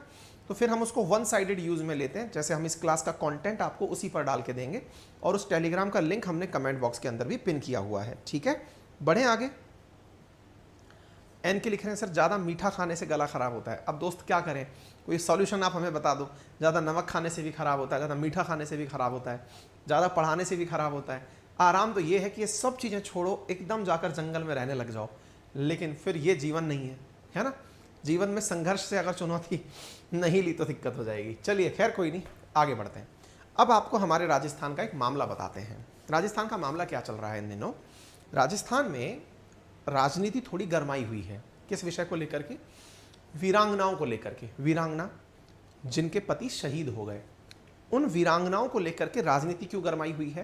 क्योंकि हाल ही में विधानसभा के अंदर वीरांगनाओं का मुद्दा काफ़ी ज़्यादा डिबेट किया गया। चूंकि ये वीरांगनाएं जिनके पति पुलवामा में शहीद हुए थे वहाँ से रिलेटेड हैं, और पुलवामा जिसे संपूर्ण देशवासी बहुत करुणा के साथ याद करते हैं, एक दुर्भावनापूर्ण कार्य किया गया था हमारे दुश्मन के द्वारा, जिसका बदला भी लिया गया। लेकिन उसके जो शहीद हैं और उनकी जो वीरांगनाएं हैं, उनके साथ जो वर्तमान में हो रहा है, ये राजस्थान में काफ़ी चर्चा का विषय है। अगर आप राजस्थान से संबंधित हैं तो भी जानना चाहिए, नहीं संबंधित हैं तो भी जानना चाहिए। क्यों जानना चाहिए? क्योंकि अल्टीमेटली पुलवामा के शहीदों से जुड़ा हुआ मामला है। ठीक है, क्योंकि हर दिन सुर्खियां बनी हुई हैं, कुछ इस प्रकार के दृश्य देखे जा रहे हैं। शायद आप ये तस्वीर भी पहचान रहे हो, आप सचिन पायलट हैं। कभी ये कांग्रेस गवर्नमेंट में उप मुख्यमंत्री हुआ करते थे, फिलहाल ये उप मुख्यमंत्री नहीं हैं। और ये चीज़ खूब चर्चा में भी आई थी कि वर्तमान में जो सीएम साहब हैं वो और आप जो हैं दोनों वैचारिक मतभेद रखते हैं, काफ़ी ज़्यादा सुर्खियां भी बनी थी। ठीक है, ये पुलवामा के शहीदों की वीरांगना जो हैं उनकी तस्वीरें हैं। मसला क्या है अब मैं आपको बताता हूँ। ये दृश्य वो है जिसने प्रत्येक भारतवासी को एकदम द्रवित कर दिया था पुलवामा में हुए आतंकी हमले का। आतंकी हमले में भारत के 40 जवान शहीद हुए थे। हम इनको भी अपनी तरफ से श्रद्धांजलि फिर से अर्पित करते हैं। घटना क्या थी? जो पुलवामा के वॉरियर्स थे, उनके शहीद होने पर उनके परिवारजनों को सहायता दी जाती है सरकारों के द्वारा, उसी सहायता को लेकर सारा मसला निकला हुआ है। सबसे पहली जानकारी तो ये कि जो पुलवामा में जो शहीद हुए थे वो सेना के जवान नहीं थे, वो सीआरपीएफ के जवान थे, यानी सेंट्रल पुलिस रिजर्व फोर्स के जवान थे। वो केंद्र सरकार के अधीन आने वाली, रक्षा मंत्रालय के अधीन आने वाली अर्धसैनिक बलों की टुकड़ी है। सेना डिफेंस मिनिस्ट्री के अधीन आती है, सीआरपीएफ केंद्र विभाग के केंद्रीय मंत्रालय जो है उसके अधीन आने वाली है। अब यहां पर इस बात को बताना क्यों जरूरी है? क्योंकि राजस्थान की राजनीति में पुलवामा हमले में जो शहीद हुए थे उनमें से 3 राजस्थानी शहीदों की जो विधवाएं हैं या वीरांगनाएं जो हैं, उनके द्वारा कुछ इस प्रकार से मुख्यमंत्री से मांग की जा रही हैं कि मुख्यमंत्री उनकी मांगों को गलत बता रहे हैं, और जो अपोजिशन है राजस्थान में, दैट इज बीजेपी, उसके सांसद उनका समर्थन कर रहे हैं। किन मुद्दों पर समर्थन कर रहे हैं, मुद्दे क्या हैं, अब हम उनकी चर्चा करते हैं। आप जो ट्वीट फिलहाल देख रहे हैं ये हैं किरोड़ी लाल मीणा जी। ये राजस्थान के अंदर राजस्थान से राज्यसभा में नॉमिनेटेड सांसद हैं, और जो राजस्थान से राज्यसभा में जो सांसद बनकर गए हैं किरोड़ी लाल मीणा जी, इनके द्वारा इस मुद्दे को प्रमुखता से उठाया जा रहा है। इस मुद्दे के बाद में अब चर्चा शुरू होती है कि जब पॉलिटिक्स इसमें इन्वॉल्व हो गई, लोग हमें पता चल गए कि कौन है, तो फिर असली मांग क्या है जिसके चलते पक्ष और विपक्ष एक दूसरे से उलझा हुआ है। ठीक है, इसको समझें, लेकिन उससे पहले मैं थोड़ा सा आपको घटना की ब्रीफिंग दे देता हूं। 14 फरवरी 2019 को जो पुलवामा हमला हुआ था, जिसमें 40 जवान शहीद हुए थे, उनमें से 3 जवानों की वीरांगनाएं फिलहाल अपनी कुछ डिमांड लेकर के राजस्थान सरकार के सामने है। क्या डिमांड है? इनमें से एक वीरांगना चाहती हैं कि इनके पति की याद में एक मूर्ति लगाई जाए, जबकि सरकार कहती है कि हम 2 मूर्तियां ऑलरेडी लगा चुके हैं, एक मूर्ति और डिमांड किया जाना गलत है। वहीं दूसरी तरफ जो बाकी 2 बची वीरांगनाएं हैं, वो चाहती हैं कि उनके पति की शहीदी के बाद उनके देवरों को, यानी पति के जो भाई हैं, उनको नौकरी दी जाए, जबकि राज्य सरकार कहती है कि हमने नौकरियां शहीद के बच्चों को देना निर्धारित किया हुआ है। इस मामले में द्वंद्व क्या है? देवरों को नौकरियां वो क्यों चाहती हैं? जैसा सुर्खियों में या अखबारों में चल रहा है कि ये वीरांगनाएं अपने देवरों के साथ नाता प्रथा के तहत विवाह करना चाहती हैं, या समाज ने उन्हें उनकी देखभाल में परिवार में ही रखने का निर्णय लिया है। ऐसी स्थिति में परिवार के भरण पोषण की जिम्मेदारी चूंकि देवर के सर पर है, इसलिए वीरांगनाएं चाहती हैं कि वीरांगना के देवर जो हैं उन्हें सरकार अनुकंपा पर नियुक्ति दे, यानी सरकारी नौकरी दे। अब फिर प्रश्न खड़ा होता है, क्या नौकरी देने का कोई प्रावधान है क्या? देखिए, भारत के सीमाओं की देखभाल करते हुए जो भी हमारे मतलब जो सिपाही हैं, जो हमारे सैनिक हैं, वो बॉर्डरों पर तैनात हैं। हमारे बहुत सारे साथी मित्र इस समय सीमाओं से मुझे सुन भी रहे हैं। उनके परिवारजन उन्हीं के आश्रय में कि भाई हमारा बच्चा वहाँ पर देश की हिफाजत में है और सरकार हमारी हिफाजत करेगी, इसी गर्व के साथ वो वहाँ पर नौकरियों में हैं, देश की हिफाजत में है। अब होता ये है कि भारत में एक बार जब कारगिल युद्ध हुआ था 1999 में, उस समय जो कारगिल के शहीद थे, उन शहीदों को सरकार के द्वारा शहीद होने पर परिवारजनों को कुछ मानदेय जो दिए गए थे, या समझिए सहायता जो दी गई थी, वो थोड़ी बड़ी क्वांटिटी में थी, तुलनात्मक रूप से उस क्वांटिटी के जो कि सामान्य यानी कि वार के दिनों में ना होते हुए जो शहीद होते हैं उनके परिवारजनों को दी जाती है। अर्थात कारगिल शहीदों को दी जाने वाली जो राशि थी या जो सहायता थी जो सरकारों के द्वारा दी जाती है, वो सामान्य दिवस में शहीद होने वालों से ज़्यादा थी। इसी प्रकार से जब पुलवामा हमला हुआ तो इसके जो शहीद थे, उन शहीदों को दी जाने वाली सहायता राशि भी राजस्थान सरकार ने कारगिल शहीदों को जो दी गई सहायता राशि थी उसी के बराबर देने का निर्णय किया था। अर्थात पुलवामा के शहीदों को भी वही दर्जा मिला जो कारगिल शहीदों को मिला, जिसमें 25 लाख रुपए कैश दिए जाते हैं, प्लस 25 बीघा जमीन दी जाती है। अगर 25 बीघा जमीन नहीं लेनी है तो एक हाउसिंग बोर्ड का मकान दिया जाता है। अगर हाउसिंग बोर्ड का मकान नहीं लेना है तो 25 लाख रुपए और अतिरिक्त दिए जाते हैं। इतना ही नहीं, 25-25 लाख रुपए के साथ में वीरांगनाओं को अनुकंपा पर, वीरांगनाओं के जो आश्रित हैं या फिर उनके जो बच्चे हैं, गर्भस्थ शिशु भी अगर हैं, तो उन्हें जब वो उपयोग्य हो जाएंगे तो उन्हें एक सरकारी नौकरी भी दी जाती है। ये राजस्थान सरकार के द्वारा पुलवामा और कारगिल शहीदों के लिए किया गया मतलब एक प्रबंध है। अब तो इसमें दिक्कत क्या आ रही है? क्या इस समय जो ये वीरांगनाएं प्रदर्शन कर रही हैं, क्या इन्हें इस प्रकार की सहायता नहीं दी जा रही है? क्या दी जा रही है, लेकिन मांग क्या है आप उसे सुने और इसमें फिर गलत और सही का फैसला वो आपके विवेक पर है। वीरांगनाओं की मांग है कि हमारे देवर को नौकरी दी जाए। आप पूछेंगे ये मांग कैसे उचित है? कल को अगर ऐसी स्थितियां और शहीदों के साथ भी होती हैं, वो भी अपने बच्चों के स्थान पर अपने देवरों की नियुक्ति के लिए सरकार से डिमांड करने लगती हैं, तो फिर जो समाज के फैसले होंगे वो फिर मानना हमें बाध्यकारी हो जाएंगे। समाज के फैसले क्या? कल को कोई हो सकता है वीरांगना आकर के, या फिर वीरांगना के परिवार, या फिर शहीद के जो माता पिता हैं, वो आकर के किसी और के लिए जॉब की डिमांड करेंगे। इस स्थिति में ये जांचना बहुत मुश्किल होगा कि सही मायने में किसे इसकी जरूरत है। क्यों? क्योंकि सबसे पहली जो आश्रित मानी जाती है वो वीरांगना मानी जाती है। वीरांगना और शहीद के बच्चे, बोले इनको जॉब मिले, ये सरकारों ने आश्वस्त किया हुआ है। लेकिन ये जो कारगिल और पुलवामा के शहीदों को जॉब देने की बात है, आश्रितों को जॉब देने की बात है, अगर इसमें एक बार नियम बदल दिए गए, नियम बदल दिए कैसे? मतलब एक बार देवर को जॉब दे दी गई तो ऐसी स्थिति में भविष्य में और पास्ट में जितनी भी चीजें होंगी वो वापस निकल के सामने आ जाएंगी और एक बहुत बड़ा कियोस क्रिएट हो जाएगा। जब ये बात इतनी स्पष्ट है तो फिर वीरांगनाएं प्रदर्शन क्यों कर रही हैं? असल में वीरांगनाओं ने जब मांग करना शुरू किया तो उनका तर्क ये था कि शहीद हमारे पति अब हो गए, बच्चों के बड़े होने में, जॉब योग्य होने में अभी टाइम है, 15-20 साल का समय है, क्योंकि छोटे बच्चे हैं, वो जॉब योग्य जब तक बनेंगे तब तक का आश्रय कैसे चलेगा? क्योंकि जीवन जीना इस पूरे कार्यकाल में 18-20 साल तक का जो जीवन काल है वो कैसे निभेगा?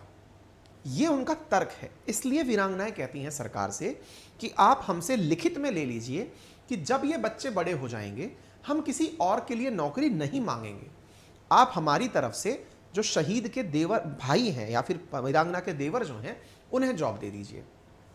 फिर आप कहेंगे ऐसे तो वीरांगना से दबाव में भी लिखवाया जा सकता है। ठीक है, आपका तर्क वितर्क फिर सही हो सकता है। अब यहां पर राजस्थान सरकार के खिलाफ बीजेपी क्यों खड़ी हुई, अब वो जानिए। जब ये वीरांगनाओं की मांग रखी गई, वीरांगनाएं जब प्रदर्शन कर रही थी, तो राजस्थान राज्य सरकार के 2 मंत्री खाचरियावास साहब और शकुंतला रावत मैम जो है वो जाकर के वीरांगनाओं से मिलते हैं और उन्हें आश्वासन दे देते हैं कि आपकी मांगे मानी जाएंगी, मांगे मानी जाएंगी। ये बात जब वो बोल देते हैं तो इसके बाद में महिलाओं को ये विश्वास हो जाता है कि एक की मांग थी कि मेरे पति की एक और मूर्ति लगेगी, दो की मांग थी कि देवरों को नियुक्ति मिलेगी। उन्हें यह खुशी होती है कि उनका काम अब हो जाएगा। लेकिन जब वो होता हुआ नहीं दिखा तो वो जाकर के पूर्व उप मुख्यमंत्री सचिन पायलट से मिलती हैं। वहां से मिलने के बाद में फिर वो सचिन पायलट से मिलने के बाद में फिर वो मुख्यमंत्री से मिलने के लिए मुख्यमंत्री आवास जाती हैं।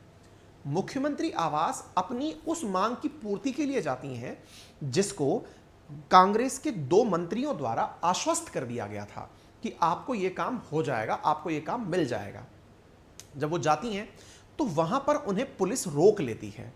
पुलिस सीएम से मिलने से जब रोकती है, सीएम रेजिडेंस से बाहर, तो वहां पर पुलिस के साथ जो वीरांगनाएं हैं, वीरांगनाओं का आरोप है कि पुलिस ने उनके साथ बदसलूकी की।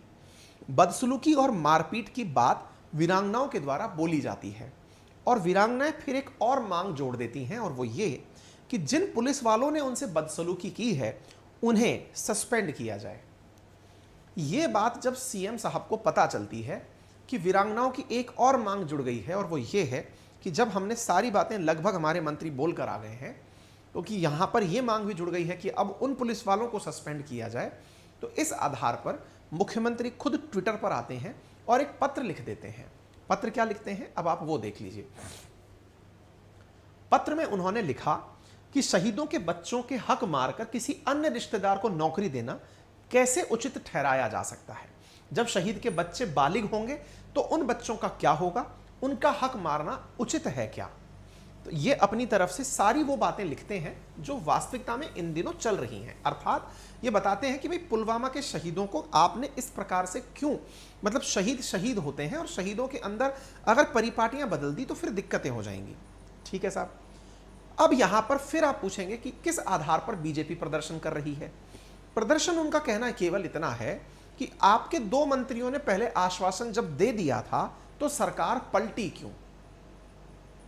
अगर आपको यह लगता है कि यह चीज संभव नहीं थी तो आपने जो पहले मंत्री भेजे थे वो मंत्रियों को क्यों आपने भेजा, और उन्होंने आश्वासन दे दिया तो आप पलट गए, तो फिर सरकार का आश्वासन का कोई मतलब ही नहीं रह गया। दूसरी बात, वीरांगनाओं के साथ जो बदसलूकी की गई उसके ऊपर सरकार किसी को जवाबदेह क्यों नहीं ठहरा रही है। तीसरी बात, चूंकि सचिन पायलट जी के पास से वहां गए थे तो कांग्रेस के अंदर जो विरोधाभास है उसको बीजेपी दिखाना चाहती है कि अगर वहां नहीं गए होते तो शायद सीएम साहब ने जो अपने रिप्रेजेंटेटिव भेजे थे उनकी बात मान लिए होते। कुछ इस प्रकार का घमासान राजस्थान में वीरांगनाओं को लेकर चल रहा है। ठीक है, तो उम्मीद है जो बात बनती बनती जा रही थी वो दो अफसरों के निलंबन की मांग के बाद बात पलट गई और सीएम साहब ने ट्वीट करके अपने द्वारा इस मांग को ना मांगने का निर्णय सुना दिया। फिलहाल के लिए उम्मीद है आपको ये जानकारी समझ में आ गई होगी। ठीक है, क्योंकि राजस्थान के वीरांगनाओं का मसला लंबे समय से सुर्खियों में चल रहा है। बहुत सारे लोगों के मन में जिज्ञासा है कि आफ्टर ऑल चल क्या रहा है। अब इसमें बहुत सारे पहलू हैं, जैसे विधानसभा के अंदर जब बहस हो रही थी तब वहां पर एक शब्द का नाम लिया गया था, नाता प्रथा, जिसमें यह माना गया था कि ये जो महिलाएं हैं ये अपने देवर के साथ विवाह कर रही हैं।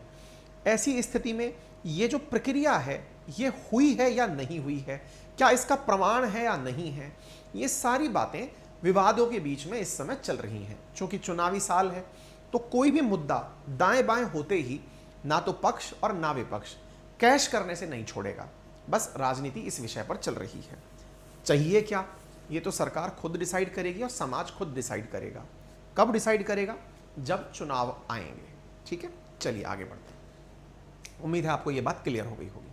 आगे बढ़े, चलिए अब चलते हैं हम क्रेडिट स्विस शेयर सिंक, एक ऐसी खबर साथियों जिसे आपको इसलिए जानना चाहिए कि अमेरिका जो दुनिया भर के लोगों के लिए रिपोर्ट्स निकालता है, जैसे भारत के अंदर भूचाल आया था अमेरिका की एक एजेंसी हिंडनबर्ग के कारण, उसने कुछ एक रिपोर्ट निकाली, हमारे मार्केट में पूरा तहस-नहस हो गया। मामला तहस-नहस हो गया, लेकिन अडानी फिर भी डूबकर फिर से बाहर आ गया। लेकिन खुद अमेरिका के अंदर हिंडनबर्ग कुछ भी कैलकुलेट नहीं कर पाई।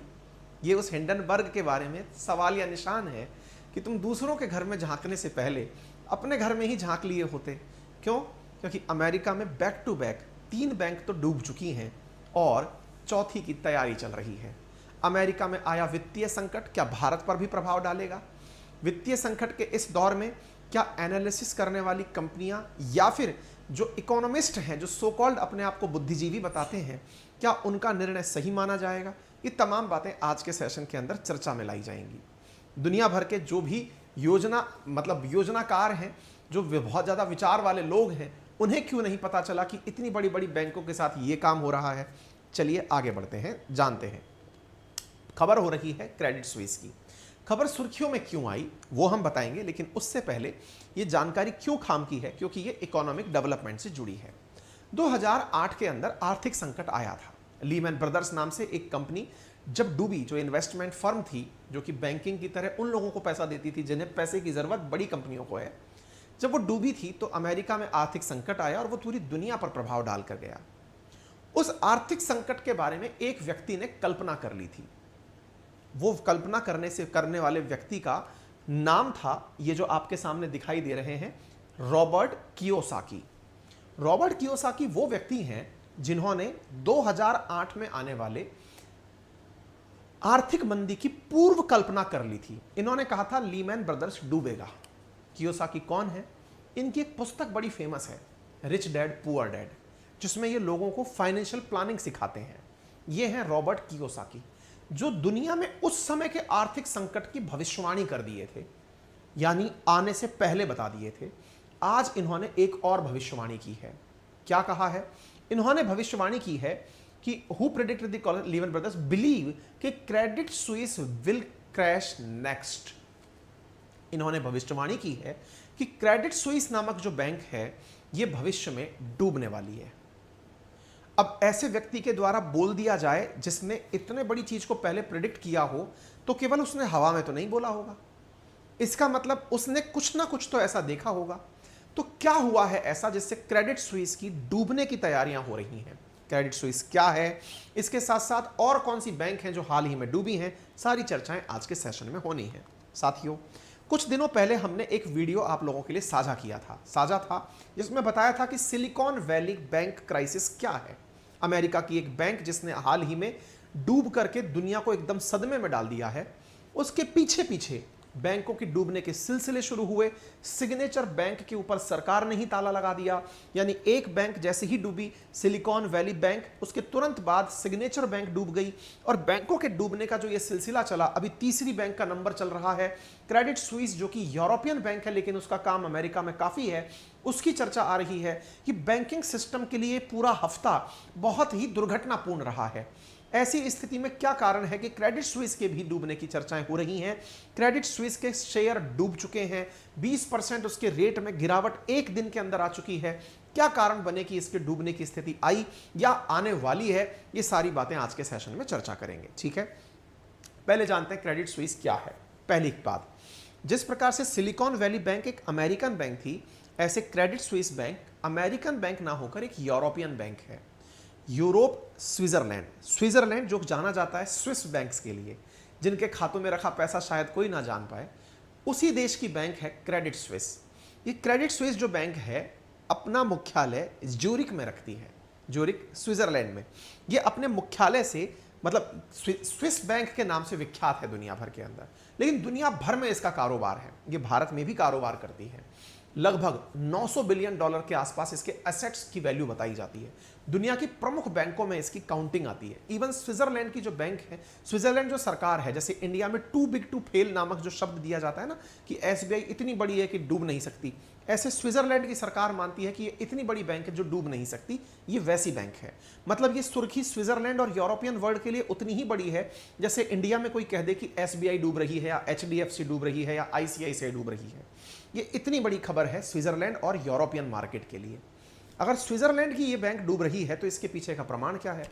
हाल ही में इसके अंदर 20% शेयर की गिरावट आई है, लेकिन अचानक आ गई क्या? ये सारी बातें बताते हैं साथियों, चर्चा करते हैं ये विषय चर्चा में क्यों है, क्या है, कैसे है, सारी बातें बताएंगे। ठीक है, इसका क्या प्रभाव दुनिया पर पड़ेगा वो भी हम बताएंगे। चूंकि यह सप्ताह बैंकिंग के लिए अच्छा नहीं है, लगातार बैंकों पर बैंक फेल होती जा रही हैं, चाहे सिलिकॉन वैली बैंक हो, चाहे सिग्नेचर बैंक हो, चाहे फेडरल बैंक हो, सब फर्स्ट रिपब्लिक बैंक हो, लगातार 3 बैंक एक के बाद एक फेल मारती चली गई हैं। अभी रिसेंटली क्या हुआ? रिसेंटली क्रेडिट स्विस के 20% से शेयर के अंदर गिरावट आई। जिससे यूरोपियन मार्केट का जो सूचकांक है वो 6% से ज्यादा गिर गया। 20% से ज्यादा के शेयर में गिरावट जैसे ही आई, इसके चलते ही दुनिया की बैंकों में एक डर का स्थिति पैदा हो गई।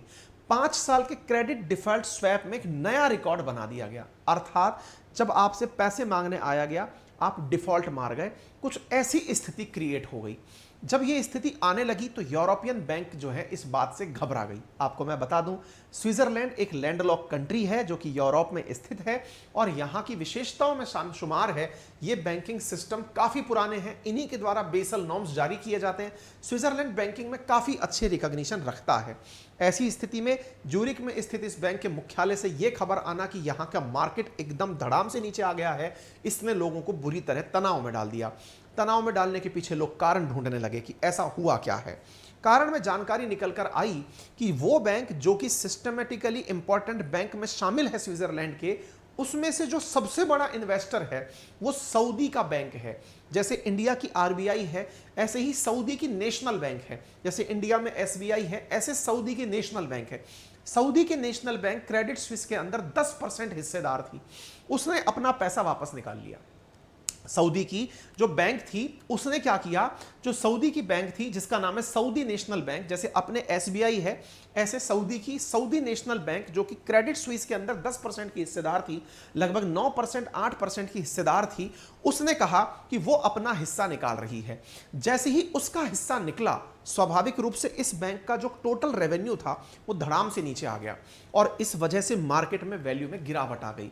गिरावट आई तो ऐसी स्थिति में संकट से निकलने के लिए अब ये क्या कर रहे हैं, क्या इनके पास पैसा बचा है कि ये लोगों को संभाल पाएंगे?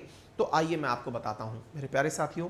असल मायने में इस बैंक को बचाने के लिए खुद स्विट्जरलैंड की सरकार इसे $50 बिलियन का लोन दे रही है कि आप हमसे पैसे लो लेकिन बैंक मत डूबने दो। लेकिन फिर भी क्या ये बच जाएगी, इसके पीछे बड़ा सवाल है। क्यों? क्योंकि इसमें बहुत सारे इशू चल रहे हैं। इशू जैसे एक है ग्रीन सील इशू, जिसके अंदर कहा जा रहा है कि एक नॉन बैंकिंग प्रोवाइडर था।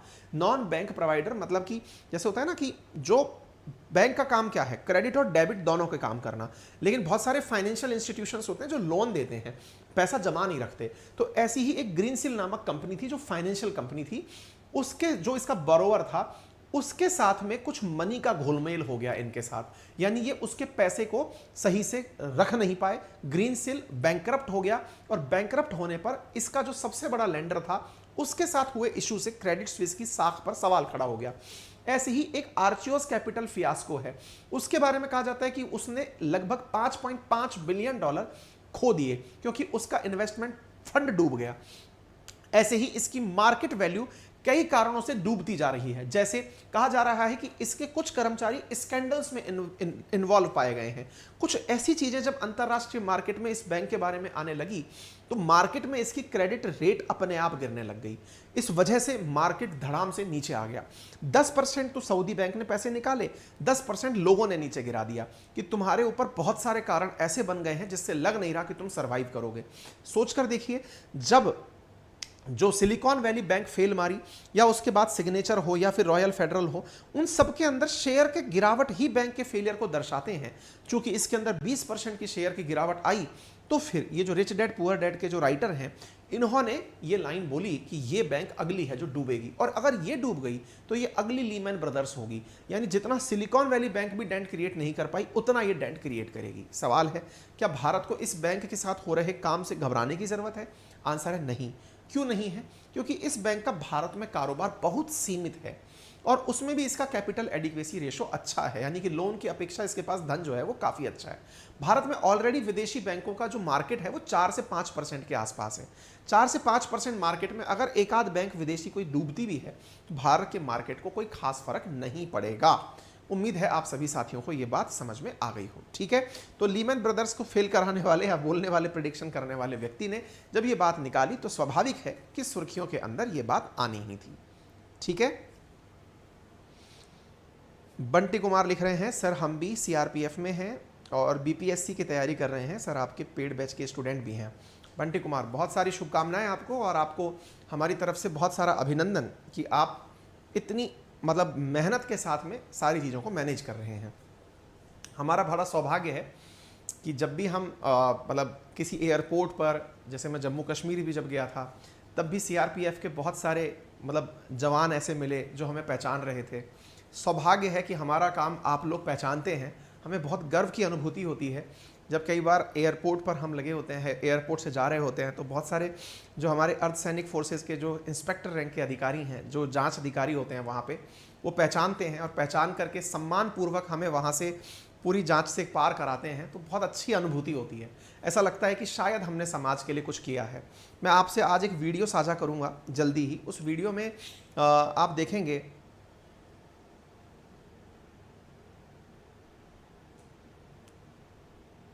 हाँ जी, शुभम गोयल जी ने हमें $100, बाप रे बाप। शुभम जी आपका बहुत बहुत धन्यवाद। आप हमें मैसेज लिख रहे हैं कि आप और आपके जैसे और वीडियोस को देख के इंडिया को लेकर इन्फीरियरिटी कॉम्प्लेक्स बिल्कुल ख़त्म हो गया है। Thank you so much. मेरा यही प्रयास था सर कि मैं अंकित इंस्पायर्स इंडिया जो चैनल मैंने डाला था, उसके पीछे का सबसे बड़ा उद्देश्य था कि मार्केट में जिस तरह की खबरें चलती हैं वो हमेशा इंडिया को नीचा दिखाने की होती हैं।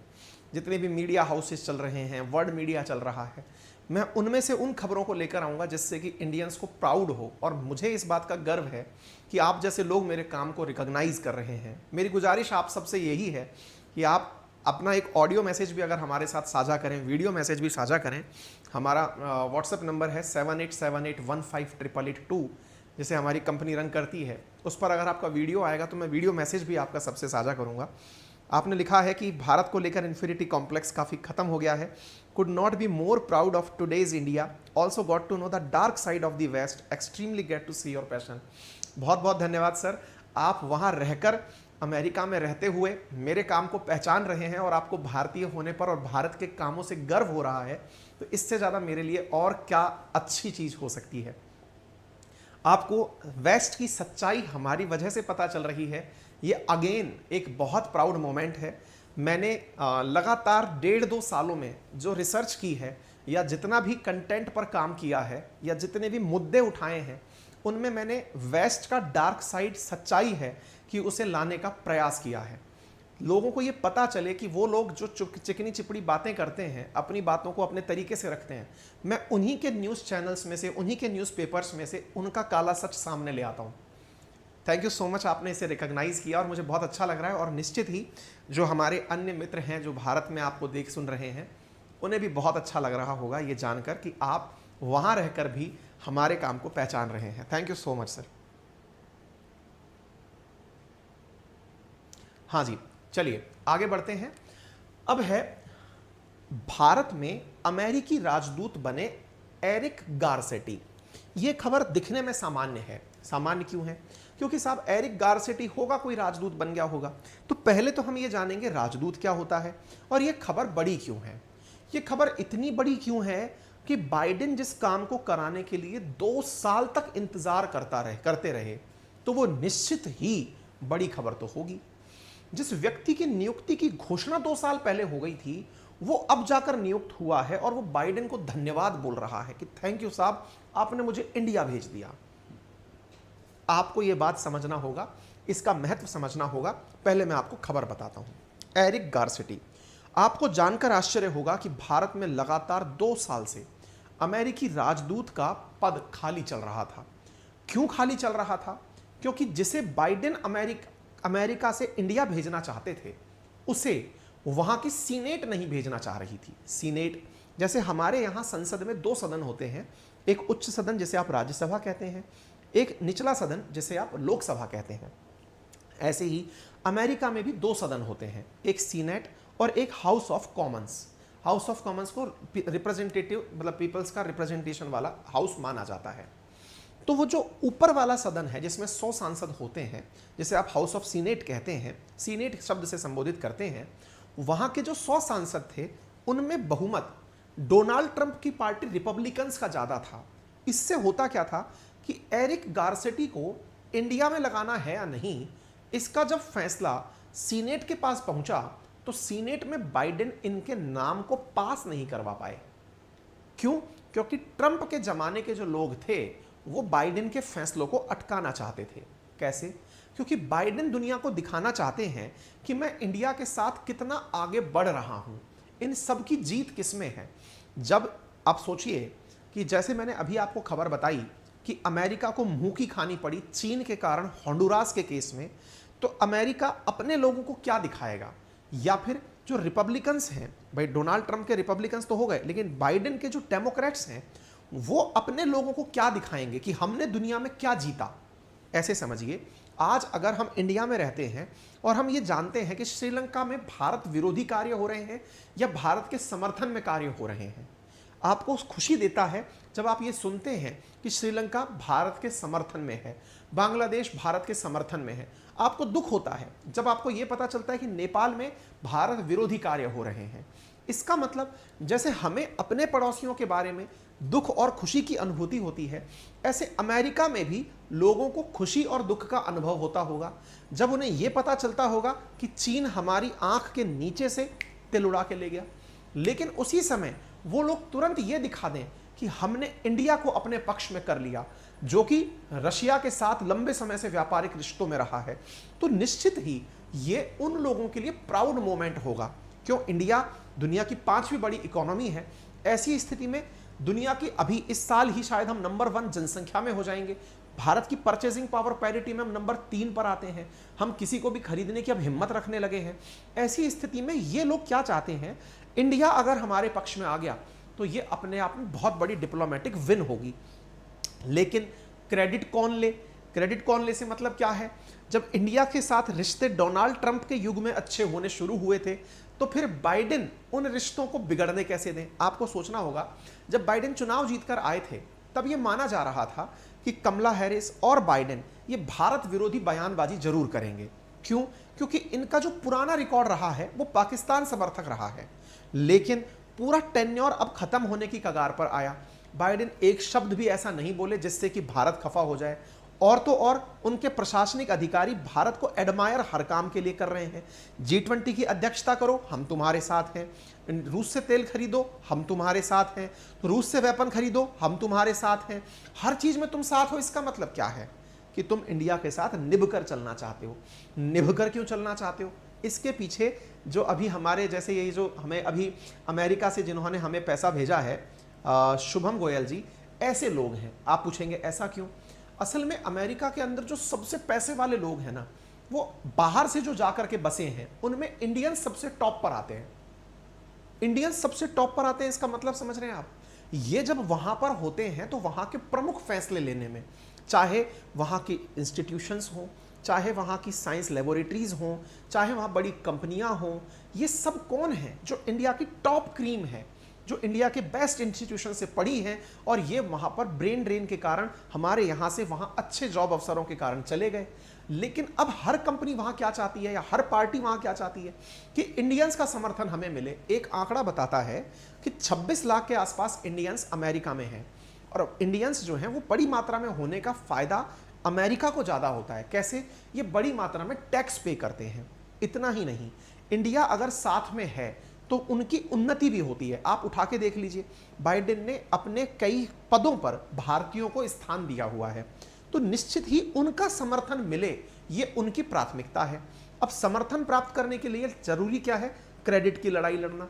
क्रेडिट डोनाल्ड ट्रंप अपने युग में ये कर गए थे कि वो कई काम भारत के हित में करते हुए दिखाई देते थे, और कुछ होना हो भारत के पक्ष में बोलते हुए जरूर सुनाई देते थे। हालांकि ट्रंप एक लुढ़कने लोटे थे, उनका कोई भरोसा नहीं था कि वो कब किस पलटी में बदल जाए, लेकिन फिर भी I2U2 जैसा गठबंधन बनाना हो या क्वाड जैसी मीटिंग कराना हो, ये ट्रंप की बड़ी उपलब्धियां हैं। अब बाइडेन के साथ क्या हुआ? बाइडेन चाहते थे एक ऐसे आदमी को इंडिया में राजदूत बनाकर भेजना। अब आप पूछेंगे राजदूत कोई बड़ी खबर होती है क्या? बहुत बड़ी खबर होती है। कौन होता है राजदूत? आप समझिए, इंडिया में अमेरिका राजदूत होता है। एक बार में नहीं समझ में आएगा आपको ये बात, ऐसे फिर से सुनिए।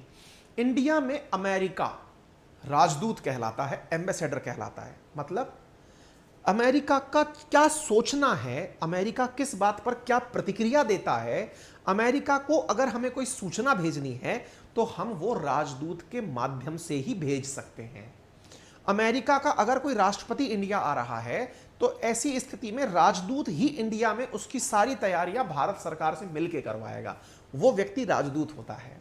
एम्बेसडर वो व्यक्ति है जिसको, अब मान लो इंडिया को अपनी कोई बात अमेरिका पहुंचानी है, तो किसे फोन किया जाए? सबसे पहले राजदूत को कर दो, राजदूत सीधा राष्ट्रपति कार्यालय से कनेक्टेड होगा। अब आप सोचो, एरिक गारसेटी अगर इंडिया आ रहे हैं, ये वो व्यक्ति हैं जिनके लिए बाइडेन 2 साल से मेहनत कर रहे हैं।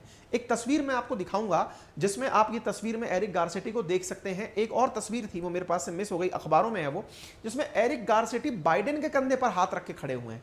मतलब वो ये दर्शाते हैं कि एरिक गारसेटी जो हैं, ये जो व्यक्ति हैं, ये पहले लॉस एंजलिस के मेयर रह चुके हैं और बाइडेन इनके प्रबल समर्थक रहे हैं।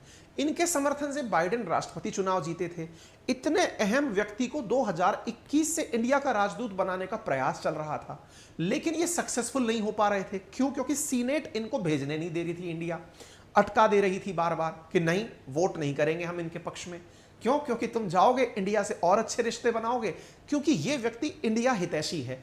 अब इंडिया के हित में ही काम करना दोनों पार्टियां चाहती हैं, लेकिन इंडिया को किसने ज्यादा अपना बनाया, ये लड़ाई लड़ रही हैं।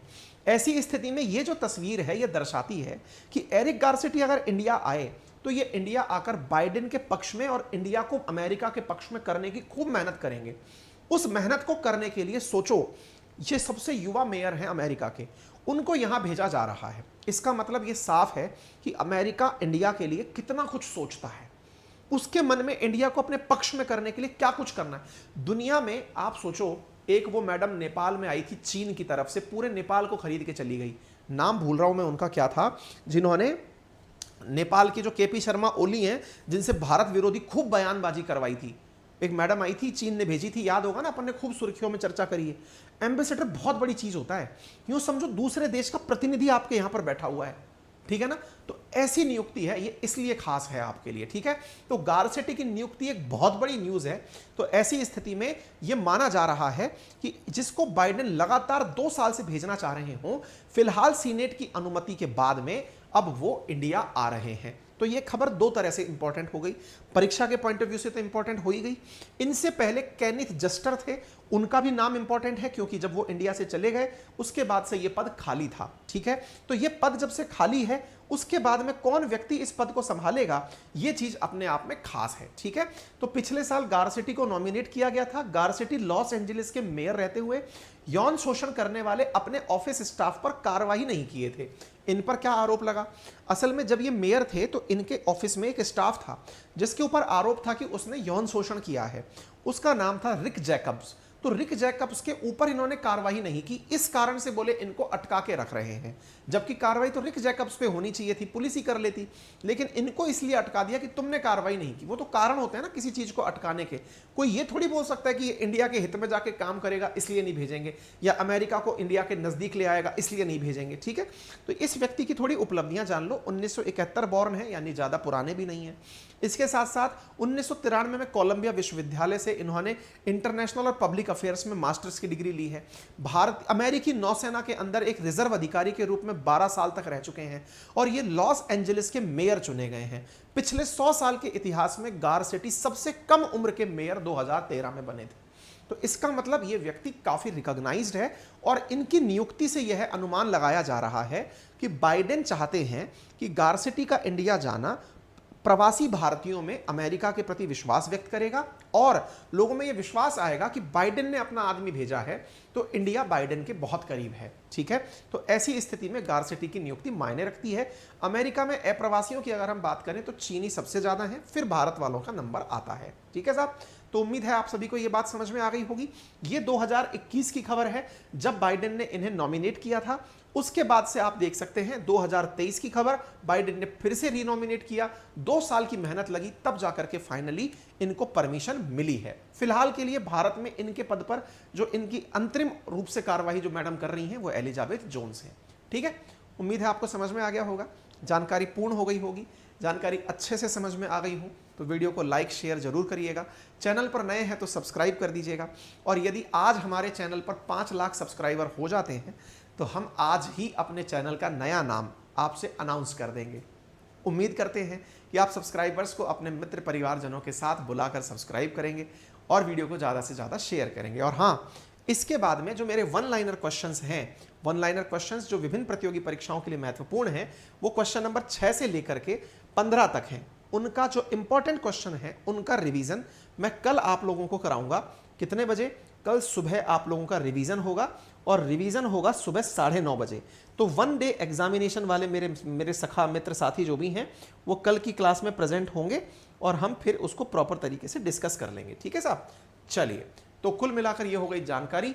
अब इसके अलावा जो इंपॉर्टेंट तथ्य हैं उसमें ये कि आप में से अगर कोई भी साथी चाहता है हमारे साथ में डिटेल में हिस्ट्री, ज्योग्राफी, पॉलिटी, इकोनॉमी पढ़ना, तो उसका स्वागत है हमारे एप्लीकेशन पर, जिसका लिंक दिया हुआ है RNA बाई अंकित अवस्थी के नाम से। ये प्ले स्टोर पर अवेलेबल एप्लीकेशन है जिस पर आप हमारी पेड क्लासेस यूज़ कर सकते हैं। ये पेड क्लासेस पूरी तरह से बाईलैंग्वेज हैं, PDF नोट्स मटेरियल दिया जाता है, लाइव और रिकॉर्डेड क्लासेस हैं। इवनिंग में 8:30 पर मंडे टू फ्राइडे क्लासेस होती हैं। आज मंडे और फ्राइडे के बीच में ही RNA डिटेल में चलता है। कल रिवीजन होगा और परसों छुट्टी होगी। छुट्टी वाले दिन आप लोगों को इसका टेस्ट देना होगा। कौन सा टेस्ट? जो आपने RNA में अभी तक तैयारी की है। संडे के दिन फ्री टेस्ट इसी एप्लीकेशन पर लिया जाएगा, जिस टेस्ट के माध्यम से आपके विनर्स अनाउंस किए जाएंगे और उन विनर्स को उपहार दिया जाएगा। 10 विनर्स को लास्ट टाइम भी हमने टी-शर्ट उपहार किया है, अगले 10 विनर्स को भी हम कुछ ना कुछ उपहार सुनिश्चित करेंगे। फिलहाल के लिए इतना ही। अपना ख्याल रखें, बड़ों का सम्मान करें, छोटों को प्यार दें, अपना व्यक्तित्व इस प्रकार से विकसित करें कि महिलाएं आपके साथ सुरक्षित और सम्मानित महसूस करें। धन्यवाद।